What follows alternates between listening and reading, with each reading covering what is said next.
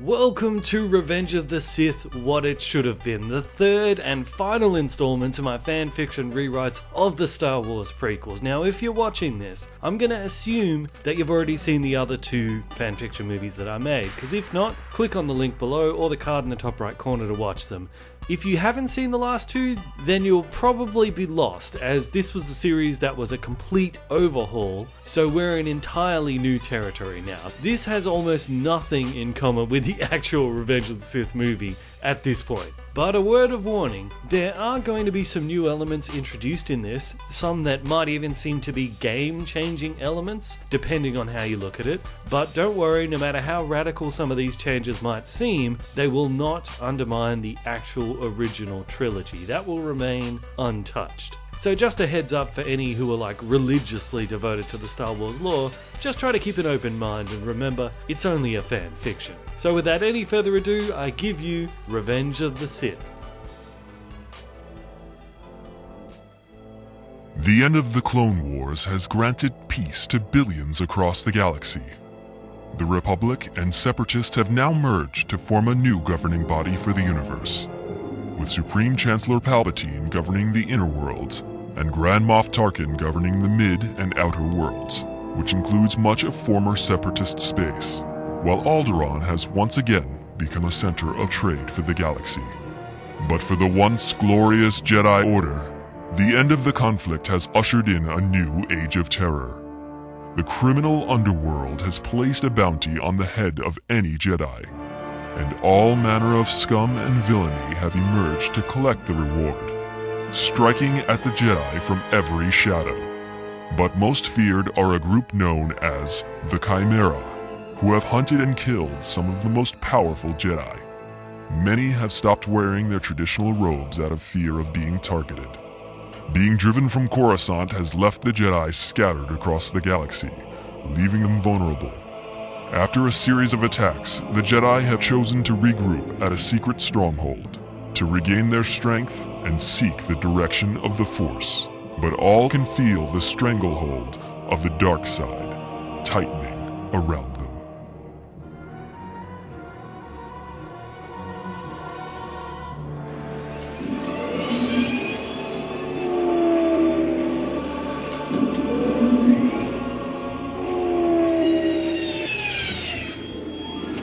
A convoy of ships fly into a hangar, and the occupants silently file out. You can almost feel the frayed nerves and sheer exhaustion coming from the trials of the last few months. The leader of the group enters a room and joins other Jedi leaders who have gathered from different corners of the galaxy. His weary eyes drift over to a familiar face, and he smiles. I'd heard about your adventures, but I needed to see you with my own eyes before I could believe it. Well, here I am. Your eyes don't lie. I never got the chance to pass on my condolences for your brother Mace. He was one of the greatest Jedi I've ever known. Thank you. I miss him. He's back! Yes, you remember Qui-gon Jinn got shot in the final battle in the Phantom Menace video? Well, I never actually said that he died from that. What happened is that the laser blast that hit him grazed past the side of his head, burning off a whole chunk of his face along the way, but he survived. So from then on, he spent the entire war behind enemy lines on clone-controlled Alderaan, waging a one-man war, kinda like a Jedi Rambo, against a whole planet full of clones. And when the war ended and Alderaan was finally liberated, he was able to emerge once again. So good old Qui-Gon is back. And yes, Idris Elba is playing Tann Windu, who is Mace Windu's younger brother. Is Master Katan with your party? No. His convoy was supposed to meet up with ours yesterday. They must have been ambushed en route. We found the wreckage, but no survivors. What about Master Solan? Poisoned 4 days ago. Master Cypher? His father was hit by a speeder. When he went to see him in the healing center, he was shot by a sniper through the window. By the Force. What is happening out there? We're being exterminated. There's a 10,000 credit bounty for anyone who kills a Jedi. Every lowlife in the galaxy is out to shoot one of us in the back. Who's offering this bounty? So far, all I've been able to find out is the Hutts are acting as middlemen. But the bounty is one thing. What about this Chimera group? Is that just a rumor?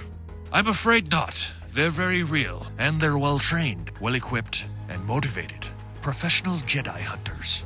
An explosion rocks the building. Everyone, except for Qui-gon, immediately drops to the floor.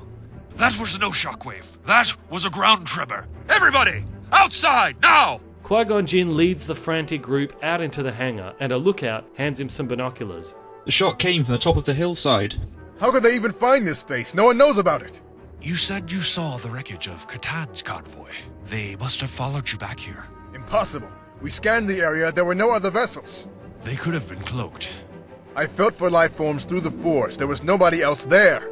Another blast fires from the hillside, striking just under the base. It's alright, they're shooting blind. The base is camouflaged into the mountain. They can't see us. Another blast hits the same spot. This time the building rocks violently. They're not shooting at us. They're shooting at the cliff face.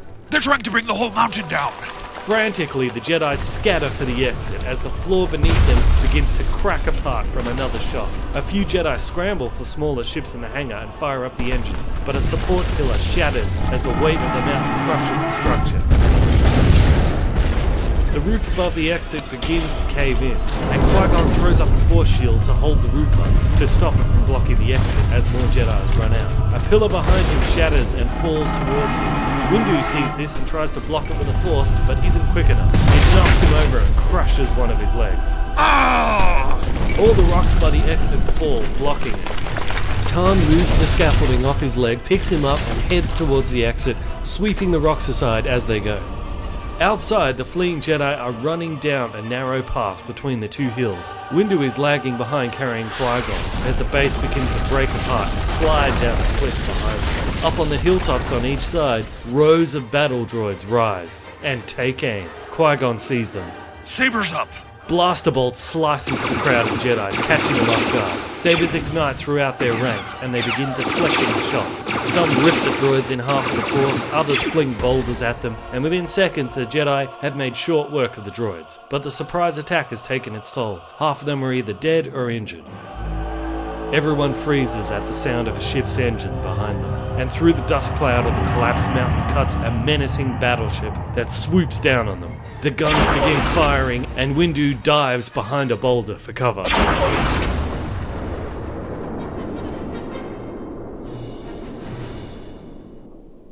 On the other side of the galaxy, the peaceful planet of Alderaan shines like a diamond in an ocean of stars. A pilot approaches a residence and knocks on the door. It's answered by a droid.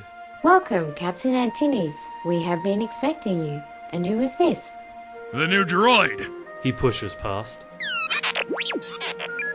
Pleasure to meet you, R2-D2. I am C3, Human-Cyborg Relations. Welcome, Captain. I'm sorry I couldn't answer the door myself. It takes a bit longer for me to get around these days. Yep, as you can see, some time has passed since Attack of the Clones. Padme is not only married now to you-know-who, but she's also pregnant as well and about ready to pop. Also, if the name Captain Antinees sounds familiar... Our last master was Captain Antilles. It's because he was this guy. We're on a diplomatic mission. If this is a consular ship, where is the ambassador? Yeah, that was him. So putting aside what happened in the actual prequels of Anakin building C-3PO and all that, the way it's portrayed in A New Hope is that's Princess Leia's ship that they're on at the beginning, and Captain Antinees is the pilot serving her family. C-3PO is there because it's a diplomatic ship, so they would need a translator droid since she's probably going to be talking to all kinds of weird alien races and stuff. And R2 is there because you need those droids to fix stuff. So when she puts the message for Obi-Wan into the R2 unit, it's because that's her droid. I mean, technically it's a captain's droid, but the captain works for her, so really those are her droids. So if anyone in the prequels were actually going to have possession of these droids, it should have been Padme, not Anakin. And that's why they end up on the ship with Leia at the end, because it's her family ship. Really, if George Lucas wanted to have Anakin build one of the droids, he should have had Anakin build R2-D2. That would at least explain why R2 has such an attitude, because he was programmed by a little kid. You're a feisty little one, but you'll soon learn some respect. They all follow her into a type of study room where an R4 droid is hooked up to some gadgetry. This is the one that needs a new part.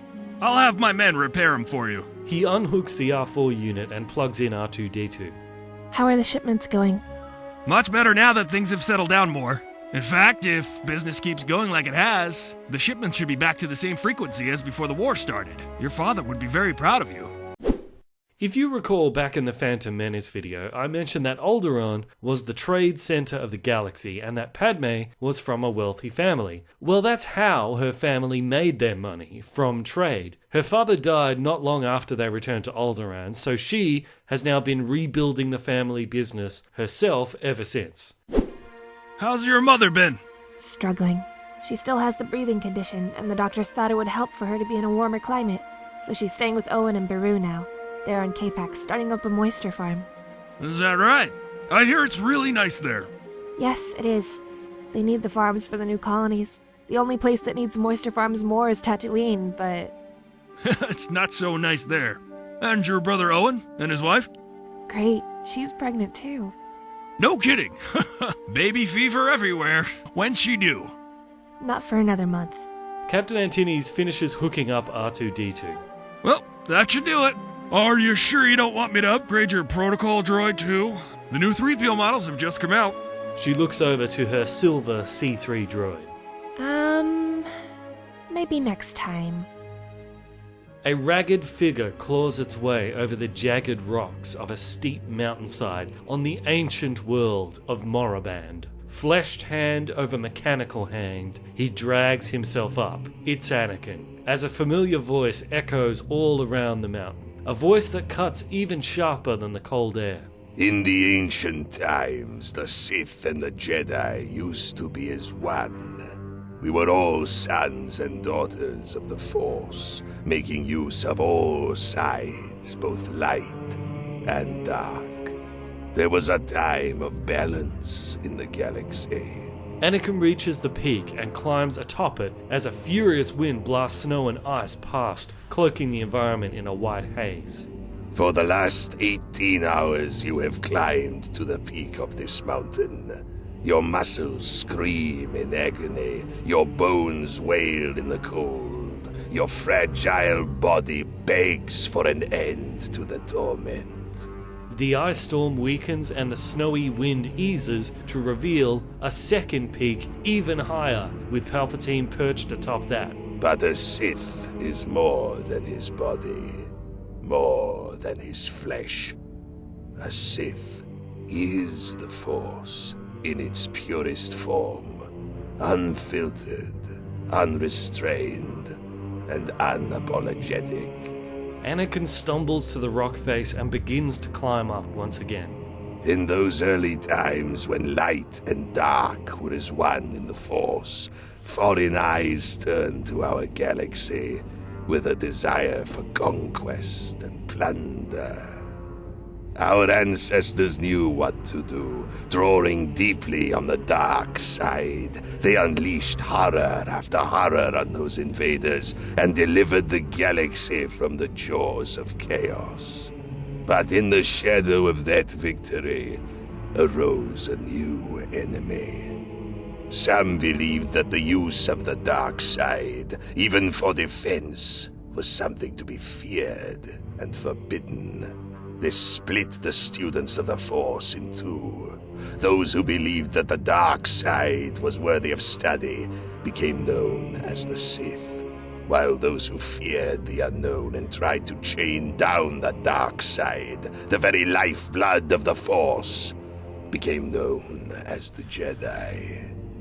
And here they came, the first of our kind, the first of the Sith, to Moraband, a place where they could experience the full power of the dark side without restriction. They began to unravel its secrets that we Sith have been perfecting for centuries now, exploring them, building on them, passing the knowledge down from master to apprentice, until the store of wisdom became too vast to be recorded and kept in mere written form. Thus, alternatives were found. The Sith have wielded control from the shadows for centuries now, silently working so the will of the dark side may be done. While the Jedi studied the Force, we lived and breathed it. While they drew on the Force, we embodied it. Why did the Sith need to stay hidden for so long if the dark side is stronger? Because it is far more difficult to strike at a shadow than a man. Do not misunderstand, my apprentice. Strength is very important to a Sith, for nothing survives without it. But often deception is the highest form of strength. Anakin's knees scrape against the rock with every move, leaving behind a trail of red blood up the rocks. Yes. You are very close now, my young apprentice. Moving through the trees of a familiar jungle, we see Maul and Talon. Talon wipes some sweat from her brow and looks up at the trees. Quiet, isn't it? All the Salamiri are gone. They make their way to the jungle's edge and look down into the valley to see the old clone base. It is unusually still. Maul hurries down the hillside and into the valley floor. Talon follows after him. He reaches the base and types into a control panel, and the door opens with a groan. Maul itches with anticipation. Maul whispers to himself, "No." The clones are gone. With clenched fists, Maul roars and punches the metal wall in frustration. Before dropping to his knees, Talon slowly steps up to him. I don't think we will ever find the clones again, brother. We have to. You know how hard it was for us to get here. If they've abandoned this base, who knows how many others too. Once they see me, we'll have an army again. Sidious knows that, which means Tarkin knows that, so he'll make sure we never find them again. We'll be captured before we do. It's amazing we even lasted this long. Are you quitting on me? Maybe it's time to move on. He rises. To a new strategy. Talon looks at him. To move on. That is not an option. He walks past her towards the exit when he stops and sniffs at the air. We are not alone. He reaches for his lightsaber and is suddenly flung through the air and slammed against the bunker wall. Talon reaches for her weapon too and is likewise pinned up against the wall next to her brother. In walks the tiny green figure of Yoda. Looking for you. A long time I have. Maul struggles to reach for the blaster on his belt when Yoda, with a mere twitch of his eye, shatters him to pieces. That name you spoke. Sidious. About him, tell me. On Coruscant, Valium, who is now the king of Alderaan, sits at his desk in the Alderaan embassy. A guard announces to him that his guest is here. Show him in. He rises to greet him. Welcome, my friend. I almost didn't recognize you without your Jedi robes. It's safer to travel if you don't look like a Jedi. They have a seat. So it's true. The Jedi are being assassinated? Unfortunately so. A lot of my friends have been killed. I'm sorry. We're closing in on them. They'll pay for all the innocent blood they've shed, without a doubt. The king cringes a little bit to hear the chill in Obi-Wan's voice. Obi-Wan, there's something else. The reason I asked to see you is because I'm worried about the way the New Republic is going. Have you heard about the new network Palpitine has built? No, I haven't. That doesn't surprise me, because it's a portal through which all the news has to go now. It also means that the Chancellor can flip a switch and block any news he doesn't like. And since it became operational, not a single negative thing has been said about the Chancellor. And even worse, now there's no way to leak information that the public needs to know. Like what the clone soldiers are being used for now. What are they being used for? My sources tell me the clones weren't just bred for combat, but to work construction as well. They in fact built most of the ships that the Separatists used during the war. Now word has it, the reason they've all disappeared is because they've all been put to work on one project. One very large project. Just one construction project for all of them? What could they be building that would require all of... No. A shuttle scans the now destroyed Jedi stronghold and lands in the ruins. A walkway retracts and Yoda steps out and looks out over all the dead Jedi on the ground. As he does, a silhouette appears on the hillside. It's Windu. He stumbles down the hill towards Yoda. He collapses to a knee in front of Yoda, his head bowed in grief. Master, they're dead. They're all dead. The crunching sound of gravel draws their attention, and they see Qui-gon Jinn limping towards them. I saw you get hit by a blast. Qui-Gon turns around to show a whole bunch of shrapnel holes burned into his back. Yoda reaches out and begins to use the Force to numb the pain of his injuries. Thank you, Master Yoda. I think it was Maul and the Chimera. Maul it was not. Padme inserts a disc into R2-D2. Alright, R2, run the program.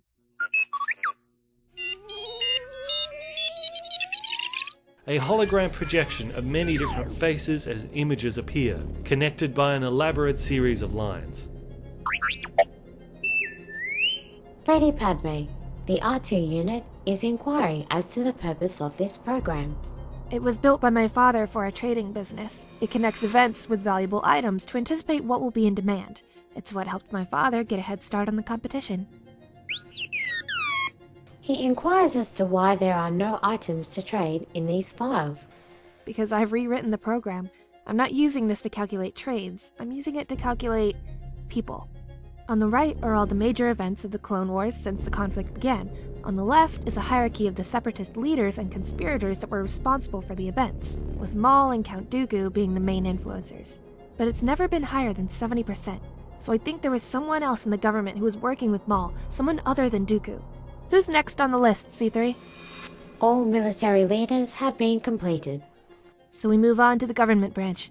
Fastest way to do that is from the top down. Run the simulation, starting with the Chancellor.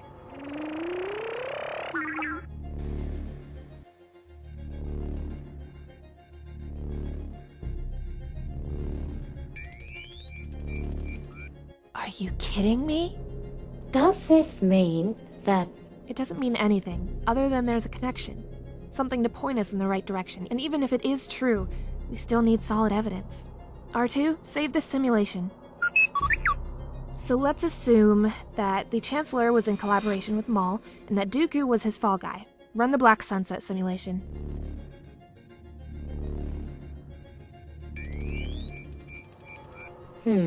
Not very encouraging. Well, Dooku was dead by then, so delete him, R2. And I've never believed that a team of Separatists who just broke their leader out of prison would still have the time to plan an attack on the temple, so let's delete Maul as well. Now run it again with just Palpatine.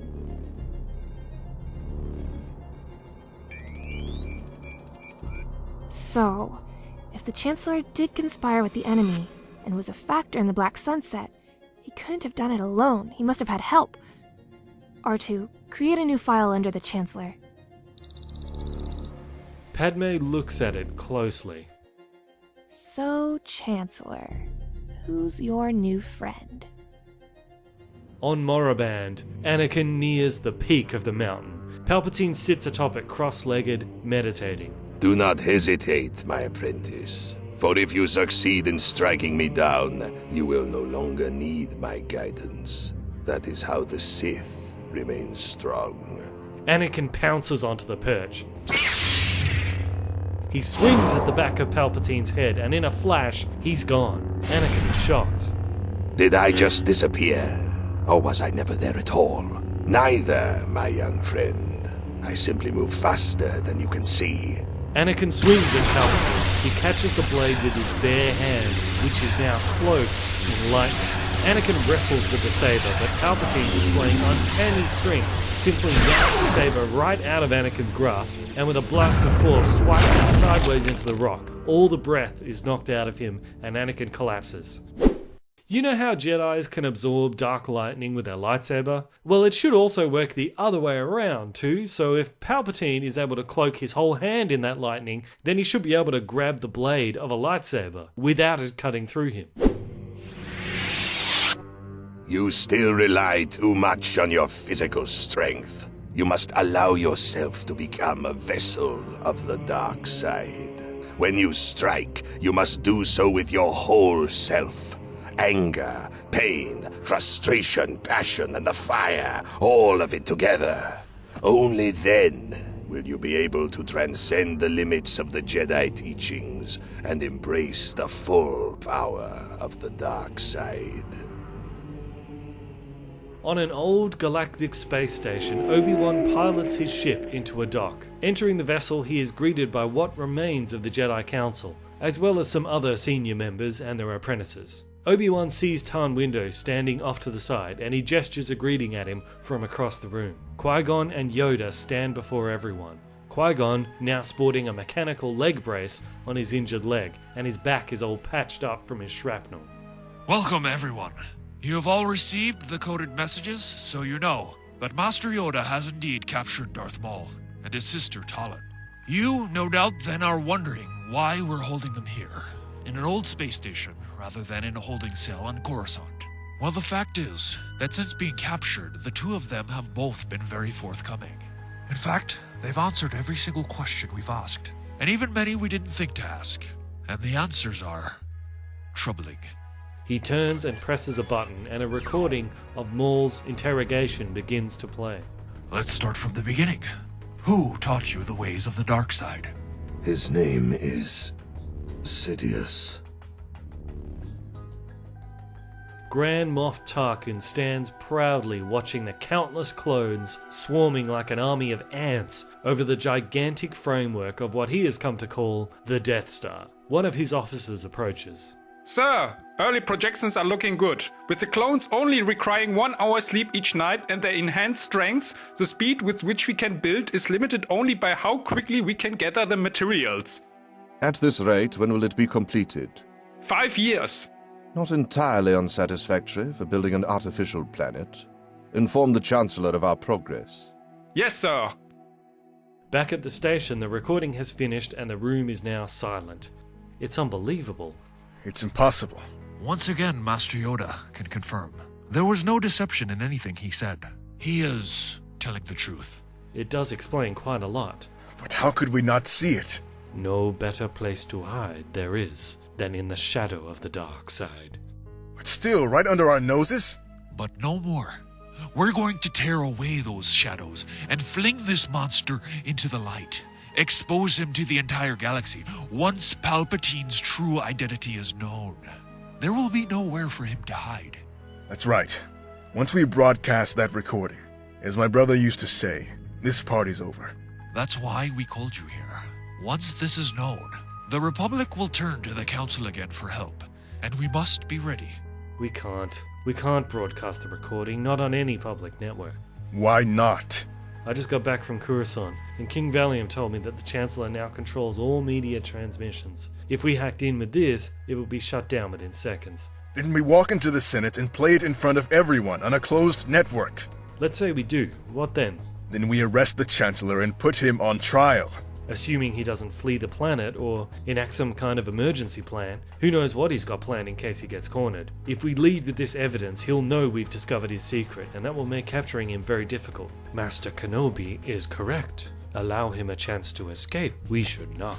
We should capture him first when he's not expecting it. Then, once we have him in custody, we can present the evidence to the Senate, and the truth can be known. That seems the wisest course. But how will we capture him? We don't even know the full extent of his power. No, but Maul does. Windu turns to Obi-Wan with a grin. Should we ask him? Obi-Wan nods to some of the Jedi, and they leave and come back with Darth Maul. They sit down in the center of the room with all the Jedi around them. Windu stares at him with an icy gaze. So you want to capture him? I doubt any of you have the strength for it. We caught you. Twice. Yes, and the first time you tried it, I cut your brother in half. Yes, I know who you are, Jedi, and you have the same stink of weakness on you that your brother did.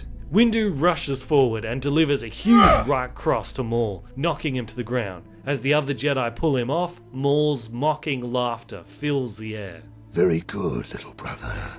We might just make a Sith of you yet. Windu freezes on the spot for a moment and suddenly realizes that all the Jedi in the room are staring at him with accusing eyes. Yoda silently gestures for him to leave the room, and with a bowed head, he exits. You could all learn a thing or two from that one. That little outburst that you're all looking down on him for is exactly what you'll need if you plan to take down Sidious. But none of you have the backbone, so my advice, remove all restraints, let me and my sister go, and we'll take care of Sidious. And you can all fade away into the stars as is your ultimate fate. You said in the recordings that you were ready to turn on Sidious, and that's why you were at the mine when you caught him, for the Mandalorian iron. Obi-Wan gestures for him to sit back down again. He does. The iron was part of your plan to defeat him, since it absorbs energy such as dark lightning, and can block lightsaber blades. But surely that wasn't your whole plan of defeating him. No. The full plan was to drop a ship full of thermite explosives right on top of his head while he was on Coruscant. You wanted to bomb the capital with thermite? That would have killed millions. Correct. And Sidious would have had to use all his strength to survive the blast, and then my sister and I could drop in wearing full armor and finish him as he crawls out of the rubble. He looks around at the horrified faces of the Jedi. I take it you don't want to use that plan. What's his weakness? He doesn't have any. Everyone has weaknesses. You were his apprentice for almost your entire life. Surely you must have seen something. Just think, did you ever see him in a position of vulnerability? No. Not once? No. You don't understand. He's not like the other Sith. Yoda silently and stealthily moves around behind Maul and closes his eyes in concentration. I've seen him kill with just a thought. I've seen him summon a storm from the palm of his hand. He stood in a nexus of the dark side for 2 full days. Even the strongest Sith from times of old could not have survived that. Even when he was by a light side nexus, he... Maul pauses. He what? The light side nexus. That's it. What is he talking about? A nexus is a place in the universe where the Force is concentrated, either the light or the dark side. They either appear naturally at random or in a place that has something significant happen there. We once traveled to the Valley of Heroes. A nexus for the light side of the Force is there. Our ship engines failed. We had to spend a day or so repairing it so we could leave. He was very weak by the time we took off. Being next to the nexus for so long took its toll. That was the only time I ever saw him weak. I was very young at the time. Strange, I had forgotten about it until now. Yoda opens his eyes. Not forgotten. Hidden. Obi-Wan looks at Yoda. A memory block? Yoda nods slowly. Maul looks back and forth between Obi-Wan and Yoda with a look of confusion on his face. You hadn't forgotten that. It was buried in your mind so that you wouldn't remember. It's a dark side variation of a mind trick, but targeted specifically at one memory. The Valley of Heroes. He didn't want you to remember the effect it had on him. A light side nexus. That's his weakness. So if we can get him to stay near another nexus long enough, it could weaken him enough for us to capture him.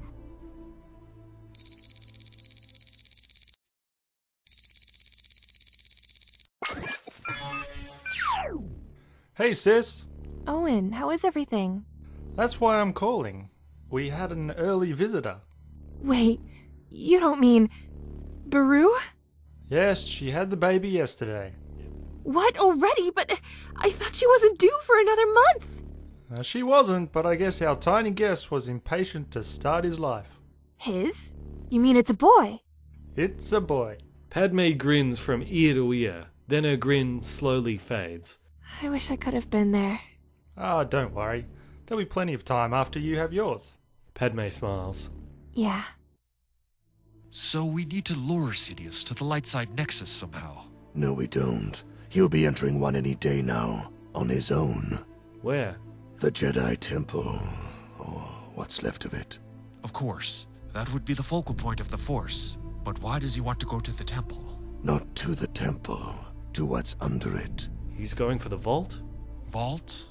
Deep under the Jedi Temple there's a vault that the Jedi used to lock away Sith artifacts to keep them out of the wrong hands. I never heard of this. Well, the vault isn't that important anymore. The last time it was used, Master Yoda was a youngling himself, and the artifacts inside no longer have any real power. They used to be used by some Sith to help amplify their abilities. That is, until their skill overtook the need for them. Now they're mostly relics, just curiosities, nothing more. All except one. Which one? I don't know. Sidious never told me. I do. What is it? Yoda remained silent. Well, whatever it is very important to him. He's been waiting for a chance to get it back since the day it was locked up. But that was 800 years ago. Yes. One thing I will say about Sidious. He is very patient. You mean to say he's been waiting 800 years just to get inside the temple? Of course not. He could have found a way into the temple whenever he wanted, but it wouldn't have done him any good. He needed to wait for the beginning of Parthenos. What? Really? You don't even know? Parthenos is the time when the dark side is at its strongest. Everything in the universe works in cycles. Day and night, hot and cold, the seasons. The Force is no different. If the time when the light side is strongest were the summer, then Parthenos would be the winter. And it only comes around every 800 years. The power in the artifact can only be accessed at the height of Parthenos. That is why, when locked it away, we did. You were there. Really?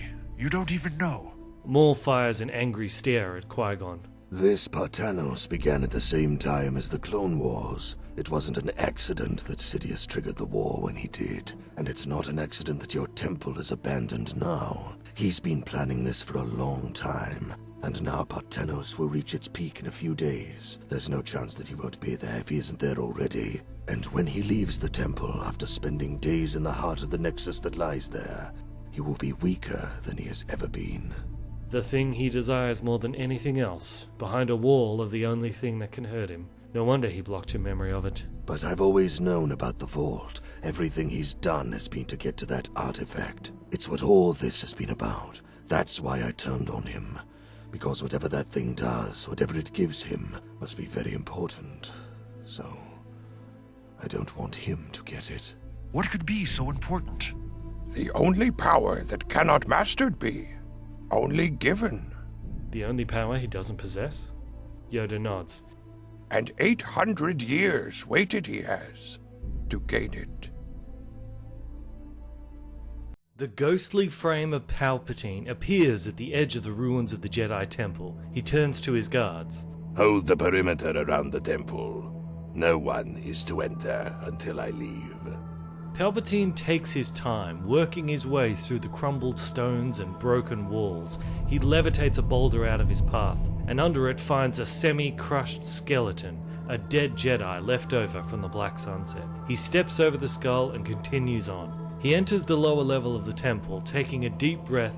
He looks down at the floor and lets out a high-pitched type of sonic shout. As it echoes out, it passes right through the walls and the floors around him, temporarily turning them transparent. He sees the structure that he's looking for, about 4 levels below him. Thrusting a fist towards the ground, the floor caves in with a precise strike of force. He pulls the hood of his cloak up over his head, and he steps down into the hole, disappearing into the blackness below. Back at the Jedi station, Obi-Wan locks Maul up back in his cell. Where's your apprentice? The one that took my legs? He's gone. That's a shame. He had potential. Obi-Wan leaves the room, and as the door slides shut behind him, he turns to one of the Jedi who stand in guard.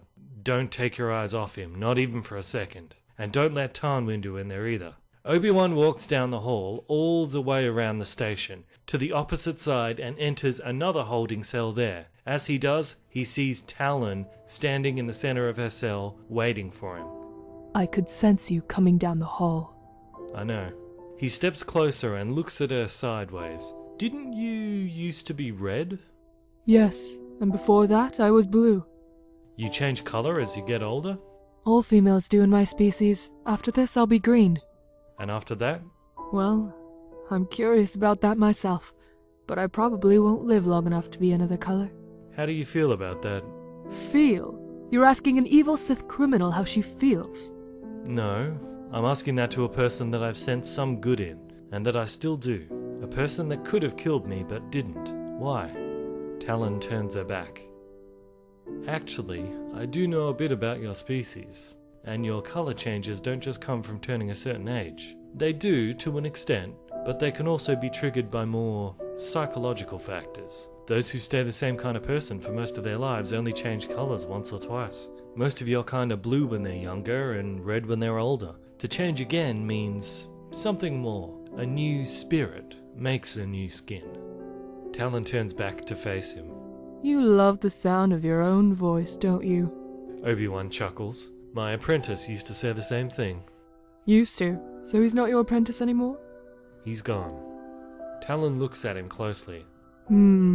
I don't know much about your species, but I get the feeling you might have changed color a bit due to that. Obi-Wan breaks eye contact for a minute. When he returns his gaze to her, she is staring ahead with a glazed-over look in her eyes. Are you alright? Shh. Can you sense that? Obi-Wan pauses. No, I can't sense anything. Exactly. The last time I experienced an absence of the Force like this was in the forest with the Salamiri. In the bridge of the space station, clunking sounds are heard on the walls. What was that? Into the bridge float a collection of various individuals in full spacesuits as the ship automatically begins to seal off the affected area. The atmosphere returns to normal inside the bridge and the team removes their helmets.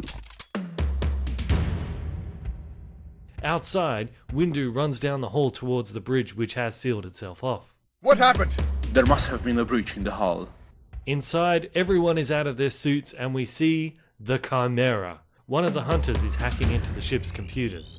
General Grievous, the files on remaining Jedi are here. Begin the download. He points a sharpened finger at some of his men. You stay here and hold the bridge until it's completed.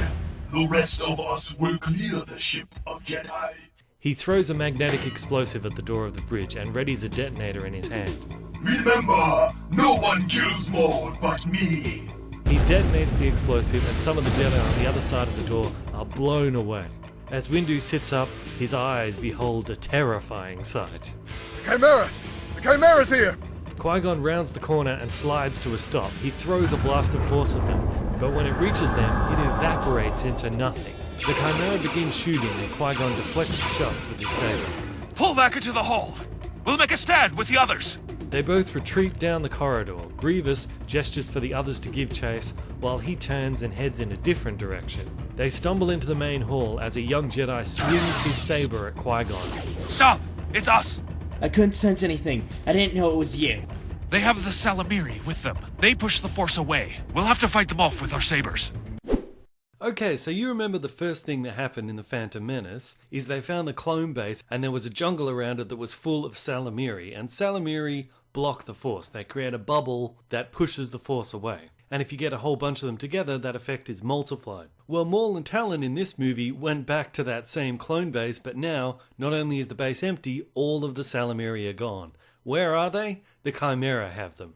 Because the Chimera are here to hunt Jedi. So if you're going to hunt Jedi, of course you're going to take these things with you to help protect you from false attacks. So that's why with each member of the Chimera, you can see they've got like a glass tube with a Salamiri in it somewhere on their body. A bomb slides into the room, coming to a stop at Windu's feet. Grenade! Oh, wait, this is Star Wars, so really that should be a thermal detonator. Thermal detonator! He snatches it up and goes to throw it back out the door, but a laser blast hits him in the gut in mid-throw, and the detonator is flung backwards right into the thick of the group of Jedis.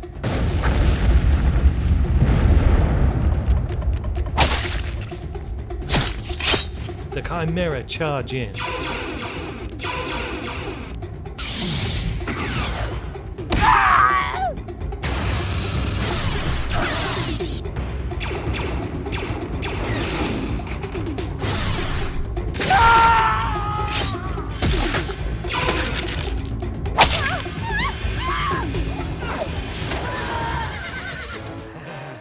Grievous rounds a corner to see the two Jedi standing guard by one of the cells, with sabers at the ready. Halt! He continues towards them. I said halt! He closes in. The Jedi lunges at him. Grievous ignites a saber, swatting away his strike, and slashes a second saber across his chest. The second Jedi launches a series of attacks. Grievous deflects them with skilled agility until a swing severs the young Jedi's arm. He stumbles back into the control panel by the door, accidentally opening it. A third mechanical arm detaches from Grievous' body and clamps over the top of the Jedi's head and begins to squeeze.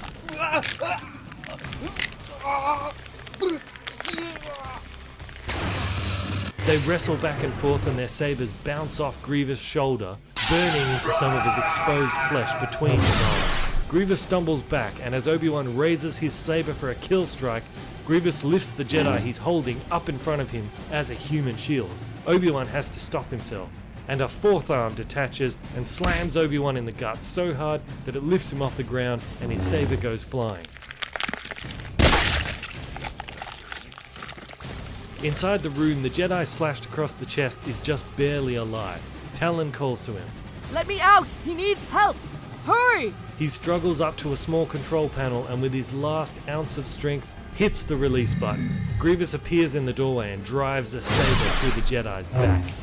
Talon bursts from the cell with a flying kick, hitting Grievous in the chest, knocking him back into the corridor. Talon pivots and sees Obi-Wan's saber on the ground. She reaches for it with the Force, but the Salamiri on Grievous thwarts her attempt.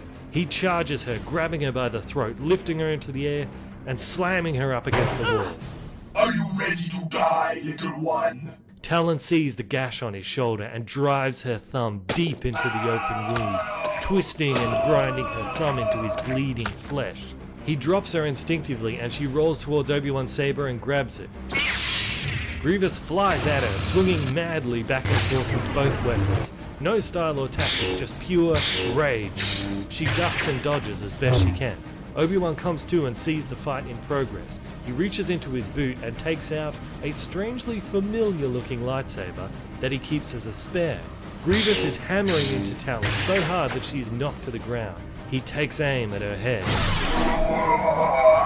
Both Obi-Wan and Talon rise together and charge him. Now Grievous is on the defense against these two. Talon slices off another arm and receives a foot in the chest in return. As Obi-Wan turns in concern, Grievous swings a saber at him. Obi-Wan just barely sees it out of the corner of his eye and dives out of the way. But not fast enough. Half of Obi-Wan's foot is sliced off by Grievous's blade. Grievous is staggered and turns to see Yoda down the end of the corridor. The Salamiri block the Force they can, but not objects thrown with the Force. Surrender you must. I thought you might be here. That's why I planted bombs all over the ship. Enough to break it to pieces. Yoda tears out the wall near him and flings it at Grievous, knocking him down. Grievous flips open his communicator. Plan B, execute. As the explosions rip the ship apart, Yoda has to concentrate as hard as he can to try and hold the gigantic ship together. Even you can't hold it forever. Grievous flees down the corridor. Talon runs over to Obi-Wan and helps him up. To a shuttle, take him. What about you? The end this is not. Meet again, we shall. On the other side of the ship, Windu, Qui-gon and a few other surviving Jedi are already pulling back to the shuttles, and the rest of the Chimera has gotten a Plan B message from Grievous, so everyone is just in a mad scramble to escape the station before they are all sucked out into space. Everybody slides to a stop. A ship is just down there. Wait! What is it? Windu looks across to the other holding cell. Maul! Grievous and the Chimera have regrouped at the bridge and are putting their spacesuits on again. You have the files. The ship's outside. The doors open and they all space jump out into the open cargo doors of their waiting spaceship. Talon and Obi-Wan collapse into an escape pod and are jettisoned from the station. The station explodes and breaks apart and Yoda is flung into space.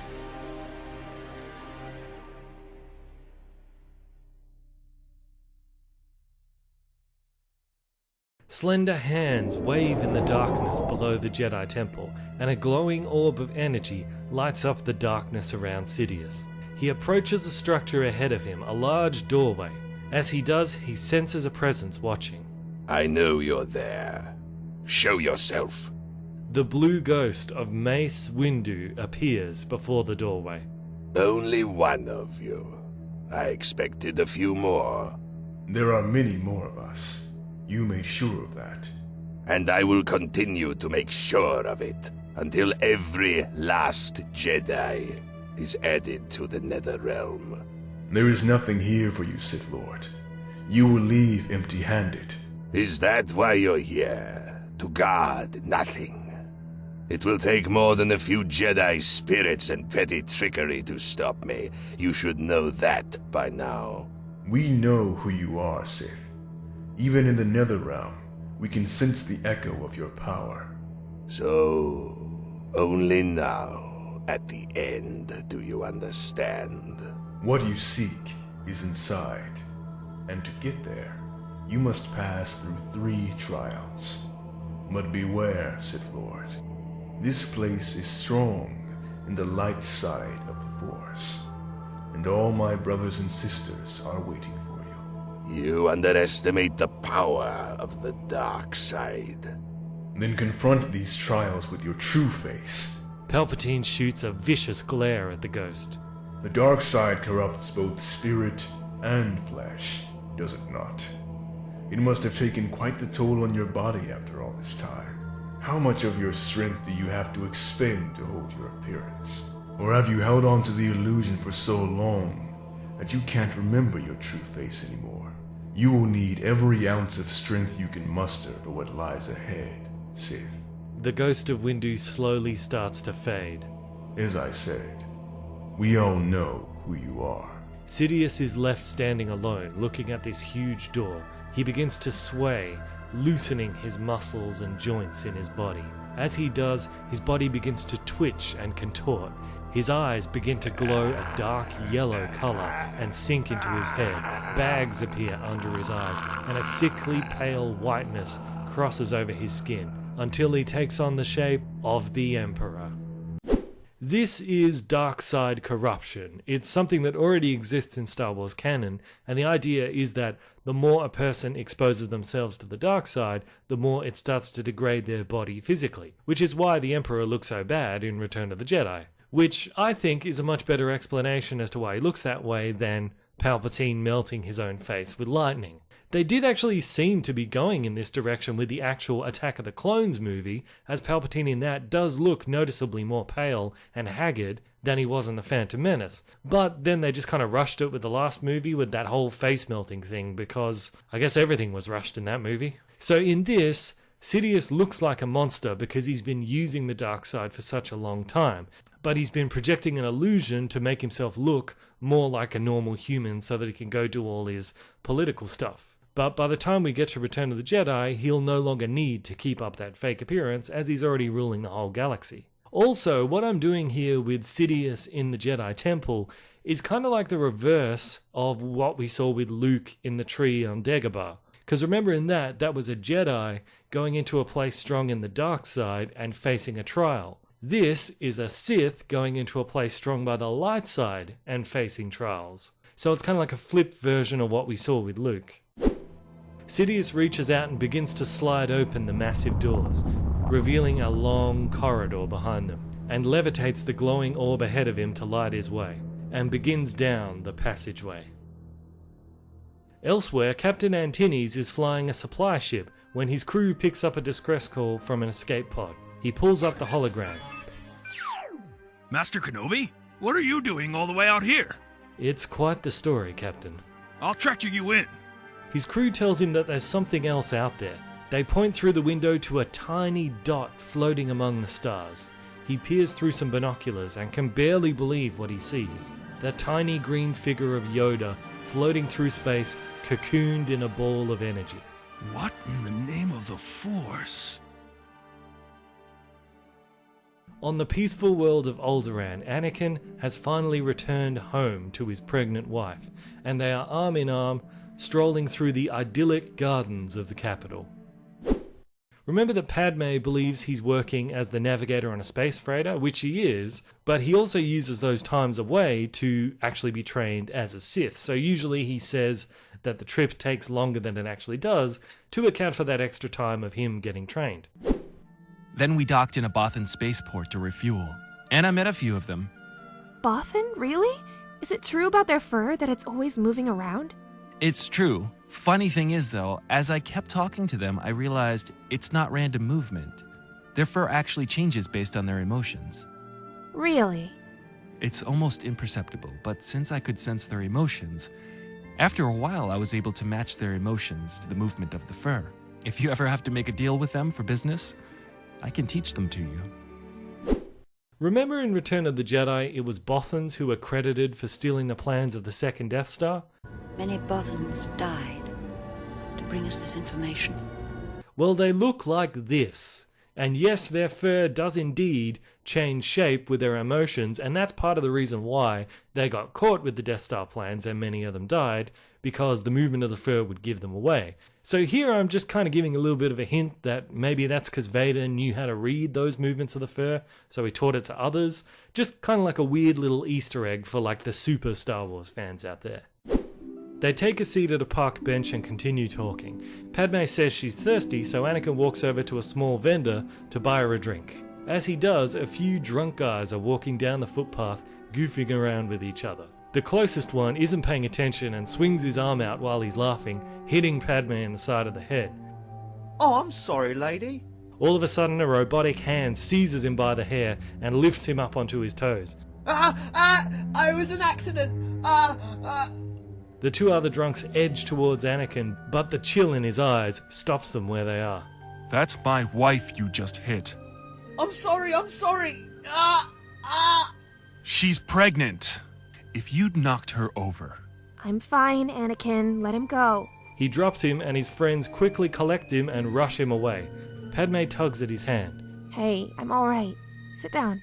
He takes a seat next to her, but his attention is still focused on the guys leaving. She takes his face in her hands and turns his head to look at him.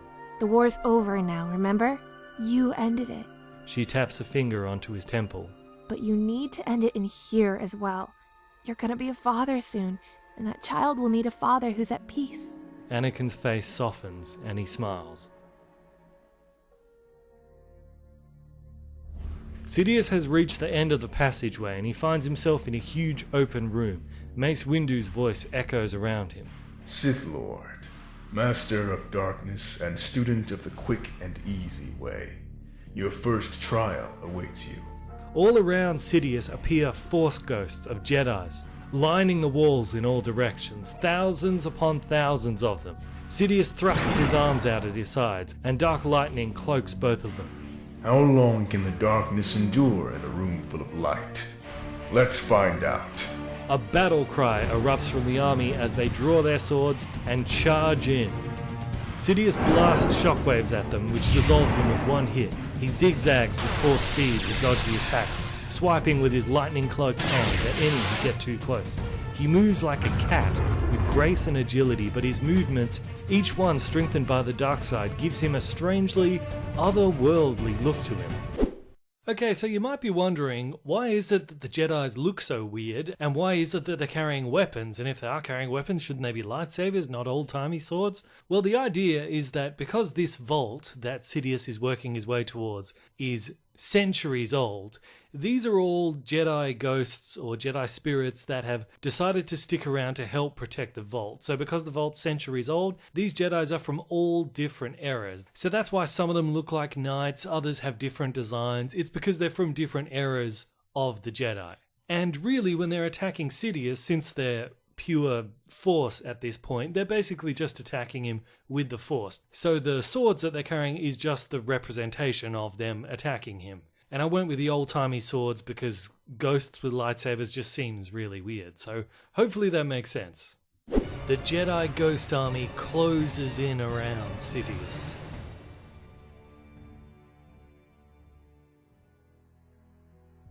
Tann, Windu, Qui-gon, and the other Jedi who escaped from the station are all debating what they need to do next. Maul sits bound in the corner, silent and watching. Windu slams a hand down on the table, quieting the room. It doesn't matter! None of that matters! The only thing that does matter is Palpatine will soon be able to reach whatever he's looking for under the temple. And we need to be there when he comes out. It's true. With or without Yoda, we have to take the opportunity. We don't have time to search for Yoda or any other survivors, lest the chance pass us by. If Yoda is still alive, he will make his way to the temple as well. That was our plan, after all. Everyone nods. Then we set course for Coruscant, and may the Force be with us all. The 20 or so other Jedis in the room disperse, and Qui-Gon turns to Windu. You need to calm your mind and gather your strength. If you go into battle unbalanced, you could end up dead, or even worse. Windu reluctantly nods, and turns to look at Maul in the corner. I'll take the first shift guarding him. You go and meditate. Windu leaves the room, and Maul and Qui-Gon lock eyes. So will this attack on Sidious include me? Absolutely not. You're going to stay right where you are. I want him dead as much as you. The disloyalty of the Sith never ceases to amaze me. You all eventually turn on each other. But you and your sister have remained as one up until now. How is that possible? Maul's stare hardens. Wouldn't you like to know? I would. He leans back casually. All right. Sidious took both of us as infants and trained us together. When we came of age, he said he was ready to choose which one would be the greater of us, who would be his primary student, and to decide, he had one last test for us to pass. Which was? To duel. He wanted us to fight to the death. The survivor would be his apprentice. We had never been apart more than one day since the day we were born. Qui-gon flinches at the thought. And that's when you decided to turn on him? No. We fought, and I killed her. Qui-Gon's eyes widen in shock. But who? Your sister's alive. No, she is merely a clone. She doesn't know she's a clone, but she is. I'd saved some of her blood, so when we began to make clones for the war, I made one of her, because I knew I couldn't defeat Sidious alone, and I would need her help. By the time Sidious found out, the war was already underway, and the clone armies were loyal to me. Qui-Gon rubs at his chin, half in remorse and half thinking it over. So, you never cared for her? A Sith lives for himself. That is the way of things. My sister knew that. Strange, because if you needed someone to help you defeat Sidious, you could have cloned yourself. But you didn't. You cloned her. Maul hunches back over and lowers his gaze to the floor. Very strange indeed. Talon and Obi-Wan stand side by side, staring down at Yoda, unconscious on a medical bed. Will he wake up? Yes, he just needs to regain his strength. We still have a while before we reach the temple.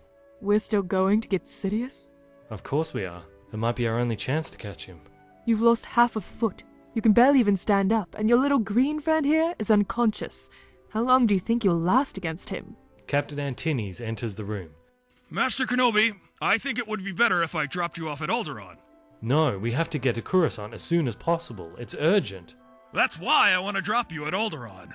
This is a cargo ship. We're carrying too much weight to get you there quickly. But at Alderaan, we can switch to a faster ship that will get you there in time. It might take me a few hours to get the ship ready, but it will still get you there quicker than this. All right. And while you're waiting, I can arrange for your foot to be taken care of. The captain snaps his fingers, and two peculiar-looking droids enter the room and immediately move over to Yoda and begin tending to him. No! Master Kenobi, his foot! The droids shift to Obi-Wan. Are those medical droids? I've never seen ones like that before. Yes, medical, and a lot more. Pilots, workers, and programmed in lightsaber sparring techniques. Wait, you mean... The captain nods. The Jedi droids that Yoda ordered for the temple, back when there was a temple. They were to be the first of a new line that could aid the Jedi and assist in training. But then the war started and no one had time to build anymore. But these two are the prototypes. On the edge of the ruined Jedi temple, Palpitine's security stands on guard. Let's move. Everybody stay alert. Qui-Gon and Windu lead the surviving Jedi into the temple ruins. Deep below, Sidious has fought off the Jedi ghosts for hours, and the battle has left him visibly tired. He swipes away the last few ghosts and makes his way towards the second door and pushes it open. Another room is revealed, smaller this time, and he steps inside. As he does, the door slides shut automatically behind him, and the room begins to light up, and Mace Windu appears once again. Palpatine is about to speak when he starts to see familiar sights appearing around him. Trees blowing in the breeze, a small wooden cabin off to the side. He looks down at his feet and he is ankle deep in snow. When he looks up again, he sees a small, slender boy standing before 3 tombstones. What do you see?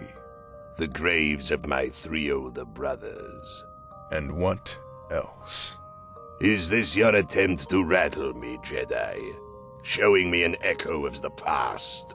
All my brothers died before I was even born. All I know of them are stories. They don't matter. He sees the boy is holding a ring and is attempting to put it on his thumb, as all his other fingers are too small to wear it. Palpatine looks down at his own hand and sees that same ring today occupying his smallest finger. They all died, but I lived. That is what matters. I lived because the dark side wanted me to live. I survived for a reason. A voice speaks from behind him. I never wanted this for you.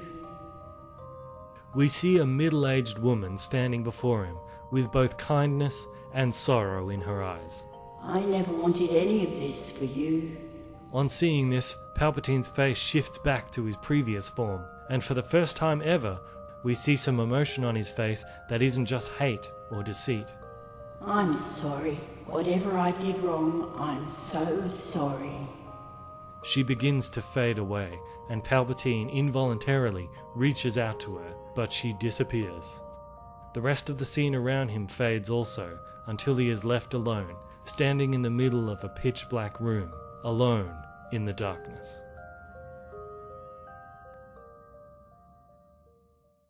Anakin is meditating, engulfed in light. He senses a familiar presence approaching, and his eyes snap open. Obi-Wan. The doors slide open and he exits the regeneration chamber, and we see he is wearing the inner layers of his Darth Vader suit. Okay, so you remember back in The Phantom Menace, when he channeled the Force and blasted those ships out of the sky, that completely fried his nervous system out from him. And then in Attack of the Clones, he was taking medication to help him with that damaged nervous system. But it was also mentioned that Palpatine was building him a Vader suit that would compensate for that. So now we're in the third movie, Revenge of the Sith, and Anakin finally has that suit, the Vader suit. However, his nerve condition is degenerative, which means it gets worse as time goes on. Right now, he doesn't need to wear the Vader suit all the time. He just needs to wear it for like a couple of hours once a week, and that's enough to keep him going. But as time goes on, he'll need to wear it more and more until he needs to wear it all the time. And when you're wearing an iron lung all the time, that's when you start to get gross and weird looking and really pale. So you don't necessarily have to be burned in lava to wear a Darth Vader suit. Anakin changes into his civilian clothes and walks past a ship that he has stored in his garage. Anakin levitates a tarp from the corner of the room and covers the ship. Padme walks in. Anakin, guess who's here? She steps aside and in walks Obi-Wan. Anakin manufactures a grin. I could sense your presence. So you haven't gotten rusty then? Well, maybe a little bit. Obi-Wan turns to Padme. You're looking well, how's the youngling? Pushy. Obi-Wan smiles and turns to look at the TIE fighter. We bought a few fighters that we can keep in the hangars of our transport ships, for security, in case we run into any pirates. Have you had many problems with pirates?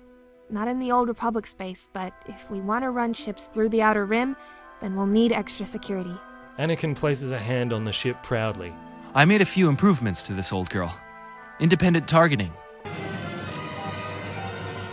Hey, why don't we talk around back? They walk outside and they have a seat overlooking the view of Alderaan's capital. Obi-Wan looks at Padme as she walks inside, cradling her stomach, and he begins rubbing his chin anxiously. Anakin. The unborn child.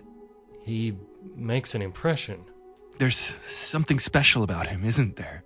There certainly is. There's so much Force energy around the child, it's actually hard to sense anything past it. Do you even know if it's a boy or a girl yet? I can't tell. I think it's a boy. I was leaning towards a boy too. Have you had the med droids take a look? The readings come out all scrambled. I told Padme that's not unusual for children that are Force sensitive. But not to that extent. No, the Force is strong with this one. Okay, this might seem like a weird minor plot point, but it's actually going to be very important for what happens later on.